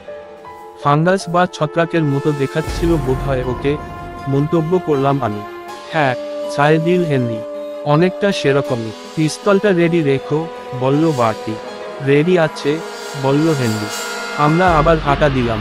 রিচি গ্রেনাডাইনের অ্যাপার্টমেন্ট হাউসটি পাহাড়ের প্রায় চূড়াতে, ভিক্টোরিয়ান আদলে গড়া। এগুলোকে এখন অ্যাপার্টমেন্ট হাউসে রূপান্তর ঘটানো হচ্ছে। বাটি হাঁপাতে হাঁপাতে বলল রিচি 3 তলায় থাকে। আমি সুযোগ বুঝে হেনরির কাছে জানতে চাইলাম এরপরে বাচ্চাটার কি হলো। নভেম্বরের 3য় সপ্তাহে এক বিকেলে বাচ্চাটা বাসায় এসে দেখে তার বাপ প্রতিটি জানালা চাদর দিয়ে ঢেকে দিচ্ছে। ঘর থেকে বদগন্ধটার তীব্রতা বেড়েছে। আরও কেমন ফল পচা গন্ধ। সপ্তাহখানেক ধরে রিচি তার ছেলেকে দিয়ে চুল্লিতে বিয়ার গরম করাল। ভাবা যায়, বেচারা দিনের পর দিন ওই বাড়িতে বসে চুল্লিতে বিয়ার গরম করছে আর শুনছে চুপ চুপ করে তা পান করছে তার বাপ। এরকম চলল আজ তক পর্যন্ত। আজ বাচ্চাটা ঝড়ো হওয়ার কারণে ছুটি পেয়ে তাড়াতাড়ি চলে এসেছিল বাসায়। ছেলেটি বলেছে সে সোজা ঘরে ঢুকে পড়ে। আমাদেরকে বলল হেনরি। উপরতলায় হলঘরে একটি বাতিও জ্বলছিল না। টিমির ধারণা ওর বাপ সবগুলো বাল্ব ভেঙে রেখেছে, তাই প্রায় হামাগুড়ি দিয়ে দরজার সামনে আসতে হলো ওকে। এমন সময় শুনতে পেল কিছু একটা নড়াচড়া করছে ওখানে। হঠাৎ টিমির মনে পড়ল তার বাপ সারাদিন কি করে সে সম্পর্কে সে কিছুই জানে না। বাপকে সে গত 1 মাসে বলতে গেলে চেয়ার ছেড়ে নড়তেই দেখেনি। তার কি বাথরুমে যাওয়ারও প্রয়োজন হয় না। দরজার মাঝখানে একটা ফুটো ছিল। ফুটোর মধ্যে আঙুল ঢুকিয়ে কৌশলে ছিটকিনি খুলে ফেলল টিমি। তারপর একটা চোখ রাখলো ফুটোতে। আমরা রিচির বাড়ির সামনে চলে এসেছি। আমাদের সামনে উঁচু নোংরা একটা মুখের মতো ঝুলে আছে বাড়িটি। 3 তলার জানালা বন্ধ, অন্ধকার, যেন কেউ কালো রং মেখে দিয়েছে জানালায়, যাতে বাইরে থেকে ভিতরে কি হচ্ছে বোঝা না যায়। অন্ধকারে চোখ সইয়ে নিতে কয়েক মুহূর্ত সময় লাগলো টিমি। তারপর প্রকাণ্ড ধূসর একটা পিণ্ড দেখতে পেল সে। মানুষের আকৃতির মতো নয় মোটেই। মেঝের উপর গড়িয়ে চলছে, পিছনে রেখে আসছে ধূসর পিচ্ছিল একটা চিহ্ন। সাপের মতো একটা হাত বাড়িয়ে দিল ওটা দেয়াল থেকে টান মেরে খুলে নিল একটা তক্তা। দেয়ালের গর্ত থেকে টেনে আনলো একটা বেড়াল। এক মুহূর্ত বিরতি দিল হেনরি। তারপর বলল, একটা মরা বেড়াল, পচা, গায়ে কিলবিল করছিল সাদা সাদা পোকা। থামো, কাতরে উঠল বাটি। ঈশ্বরের দোহাই লাগে বেড়ালটা খেয়ে ফেলে রিচি। রোগ গেলার চেষ্টা করলাম, দলা দলা কি যেন ঠেকলো গলায়। তখন টিমি এক ছুটে পালিয়ে আসে ওখান থেকে। সমাপ্তি টানল হেনরি। ওখানে আর যেতে পারবো বলে মনে হচ্ছে না, বলল বার্টি। হেনরি কোনো মন্তব্য করল না। বার্টি আর আমার উপর চোখ বুলাল শুধু। যাবো, বললাম আমি। রিচির জন্য বিয়ার নিয়ে এসেছি না। বার্টি আর কিছু বলল না। আমরা সিঁড়ি বেয়ে সামনের হলরুমের দরজায় চলে এলাম। সঙ্গে সঙ্গে নাকে ধাক্কা দিল গন্ধটা। কি যে বিশ্রী, ভয়ঙ্কর বোটকা গন্ধ। বমি ঠেলে এল গলায়। হলঘরের নিচে একটা মাত্র হলুদ বাতি জ্বলছে টিনটিন করে। সিঁড়িগুলো উঠে গেছে উপরে, মিশেছে অন্ধকারে। হেনরি তার কার্ড থামালো। ও বিয়ারের কেস তুলছে। আমি নিচের সিঁড়ির বোতামটা চেপে ধরলাম। দোতলার ল্যান্ডিং বাল্ব জ্বলে উঠবে, কিন্তু জ্বলল না। টিমি ঠিকই বলেছে, সবগুলো বাল্ব ভেঙে রেখেছে ওর বাপ। বার্টি কাপা গলায় বলল, আমি বিয়ার নিয়ে যাই, তুমি পিস্তল রেডি রাখো। আপত্তি করল না হেনরি। পিস্তল বাগিয়ে আগে আগে চলল। আমি ওর পিছনে, আমার পিছনে বিয়ার হাতে বার্টি। দোতলার ল্যান্ডিংয়ে উঠে এলাম। গন্ধের তীব্রতা বাড়ল আরো। পচা আপেলের গন্ধ। প্রতিবেশীরা এই লোকটাকে লাথি মেরে দূর করে দিচ্ছেন না কেন? জিজ্ঞেস করলাম আমি। কিসের প্রতিবেশী? পাল্টা প্রশ্ন করল হেনরি। এ গন্ধে ভূত পালাবে, কে যাবে ওকে লাথি মেরে দূর করে দিতে? তিনতলায় উঠছি আমরা। এতলার সিঁড়িগুলো আগেরগুলোর চেয়ে সরু এবং খাড়া। গন্ধের নারীগুলি উল্টে আসার জোগাড়। উপরতলায় ছোট একটি হলো একটা দরজা দেখতে পেলাম। দরজার মাঝখানে ছোট একটি ফুটো। বাটি প্রায় আর্তনাদ করে উঠল, দেখো কিসের মধ্যে এসেছি। হলঘরের মেঝেতে থকথকে পিচ্ছিল একটা জিনিস ছড়িয়ে আছে সমস্ত জায়গায়। ছোট ছোট গর্ত এখানে সেখানে। মনে হলো মেঝেতে এক সময় কার্পেট পাতা ছিল, কিন্তু ধূসর জিনিসটা ওটা খেয়ে ফেলেছে। হেনরি দরজার সামনে গেল, আমরা ওর পিছু নিলাম। বার্টির কথা জানি না, তবে ভিতরে ভিতরে ভয়ানক কাঁপুনি উঠে গেছে আমার। হেনরি পিস্তলের কুঁদো দিয়ে বাড়ি মারল দরজার। রিচি, ডাকলো সে। কণ্ঠ শুনে মনে হলো না একচুলও ভয় পেয়েছে, যদিও মুখ কাগজের মতো সাদা। আমি নাইট আউলে হেনরি পারমালি, তোমার বিয়ার নিয়ে এসেছি। পুরো 1 মিনিট কোনো সাড়া নেই। তারপর বলে উঠল একটা কণ্ঠ, টিমি কোথায়? আমার ছেলে কই? ভয়ের চোটে প্রায় দৌড় দিতে যাচ্ছিলাম। ওটা মোটেই মানুষের কণ্ঠ নয়। ঘরে অপার্থিব, ভৌতিক একটা আওয়াজ। ও আমার দোকানে আছে, বলল হেনরি। খানা খাচ্ছে। ও না খেতে পাওয়া বেড়ালের মতোই হাড্ডিসার হয়ে গেছে। এক মুহূর্ত কিছুই শোনা গেল না। তারপর ভয়ঙ্কর একটা ঘরঘরের শব্দ ভেসে এল। আত্মা কাঁপিয়ে দেয়া গলাটা দরজার ওপাশ থেকে বলল, দরজা খুলে বিয়ারটা ভিতরে ঠেলে দাও। আমি খুলতে পারবো না। 1 মিনিট, বলল হেনরি। এ মুহূর্তে তোমার কি অবস্থা, রিচি? তা দিয়ে তোমার দরজার নেই, বলল কণ্ঠটা। বিয়ার দিয়ে চলে যাও। মরা বেড়ালে আর তাই চলছে না, তাই না? বলল হেনরি। হাতে বাগিয়ে ধরল পিস্তল। বিদ্যুৎ চমকের মতো একটা ঘটনা মনে পড়ে গেল হেনরির কথাটা শুনে। গত 3 হপ্তায় 2টি তরুণী আর এক বুড়ো সৈনিক নিখোঁজ হয়েছে, সকলেই সন্ধ্যার পরে। হয় বিয়ার দাও, নয়তো আমি নিজেই বেরিয়ে আসব, বলল ভয়ঙ্কর কণ্ঠ। হেনরি আমাদেরকে ইশারা করল পিছু হটতে। আমরা তাই করলাম। ইচ্ছে হলে আসতে পারো, রিচি, পিস্তল করল হেনরি। ঠিক তখন প্রচণ্ড ধাক্কায় খুলে গেল দরজা। বেরিয়ে এল রিচি। তারপর 1 সেকেন্ড, মাত্র 1 সেকেন্ড দৃশ্যটা দেখলাম। তারপর 3 তলা থেকে লাফাতে লাফাতে নিচে চলে এলাম আমি আর বাড়তি একেবারে 4-5টা সিঁড়ি টপকে। বরফের উপর ডিগবাজি খেয়ে পড়লাম। হাঁচড়ে পাঁচড়ে উঠে দিলাম ছুট। ছুটতে ছুটতে শুনলাম হেনরির পিস্তলের আওয়াজ। পরপর 3 বার। আমি 1 বা 2 সেকেন্ডের জন্য যে দৃশ্য দেখেছি তা জীবনেও ভুলব না। জেলির প্রকাণ্ড একটা ঢেউ, অনেকটা মানুষের আকারের, থকথকে পিচ্ছিল একটা জিনিস পিছনে ফেলে এগিয়ে আসছিল। তবে ওর চেয়েও ভয়ঙ্কর ব্যাপার ছিল, ওটার চোখ হলুদ, বুনো আর সমতল, তাতে মানুষের আত্মার চিহ্ন নেই। তবে চোখ দুটো নয়, 4টে। জিনিসটা মাঝখানে, দুজোড়া চোখের মধ্যে সাদা আঁশের মতো গোলাপি মাংসখান পিলবিল করছিল। ওটা ভাগ হয়ে যাচ্ছিল 1টা থেকে 2টো। আমি বাড়তির দোকানে ফিরে এলাম একটিও বাক্য বিনিময় না করে। জানি না ও কি ভাবছে, তবে আমার 2 ঘরের নামটা মনে পড়ে যাচ্ছিল। 2 দুগুণে 4, 4 দুগুণে 8, দুগুণে 16, 16 দুগুণে। আমাদেরকে দেখে লাফিয়ে উঠল কার্ল আর বিল পেলহ্যাম। ঝড়ের বেগে প্রশ্ন করতে লাগলো। তবে দুজনের কেউ কিছু বললাম না। অপেক্ষা করছি হেনরির জন্য। ও ফিরে আসে নাকি ওটা দেখব। আশা করি হেনরি ফিরে আসবে। গল্পগুলি ভালো লাগলে বন্ধুদের মাঝে শেয়ার করে দিও। আর যারা এখনো আমার বন্ধু হওনি, সাবস্ক্রাইব প্রেস করে দিও এবং বেল আইকনটা প্রেস করে দিয়ে আমার বন্ধু হয়ে যেও।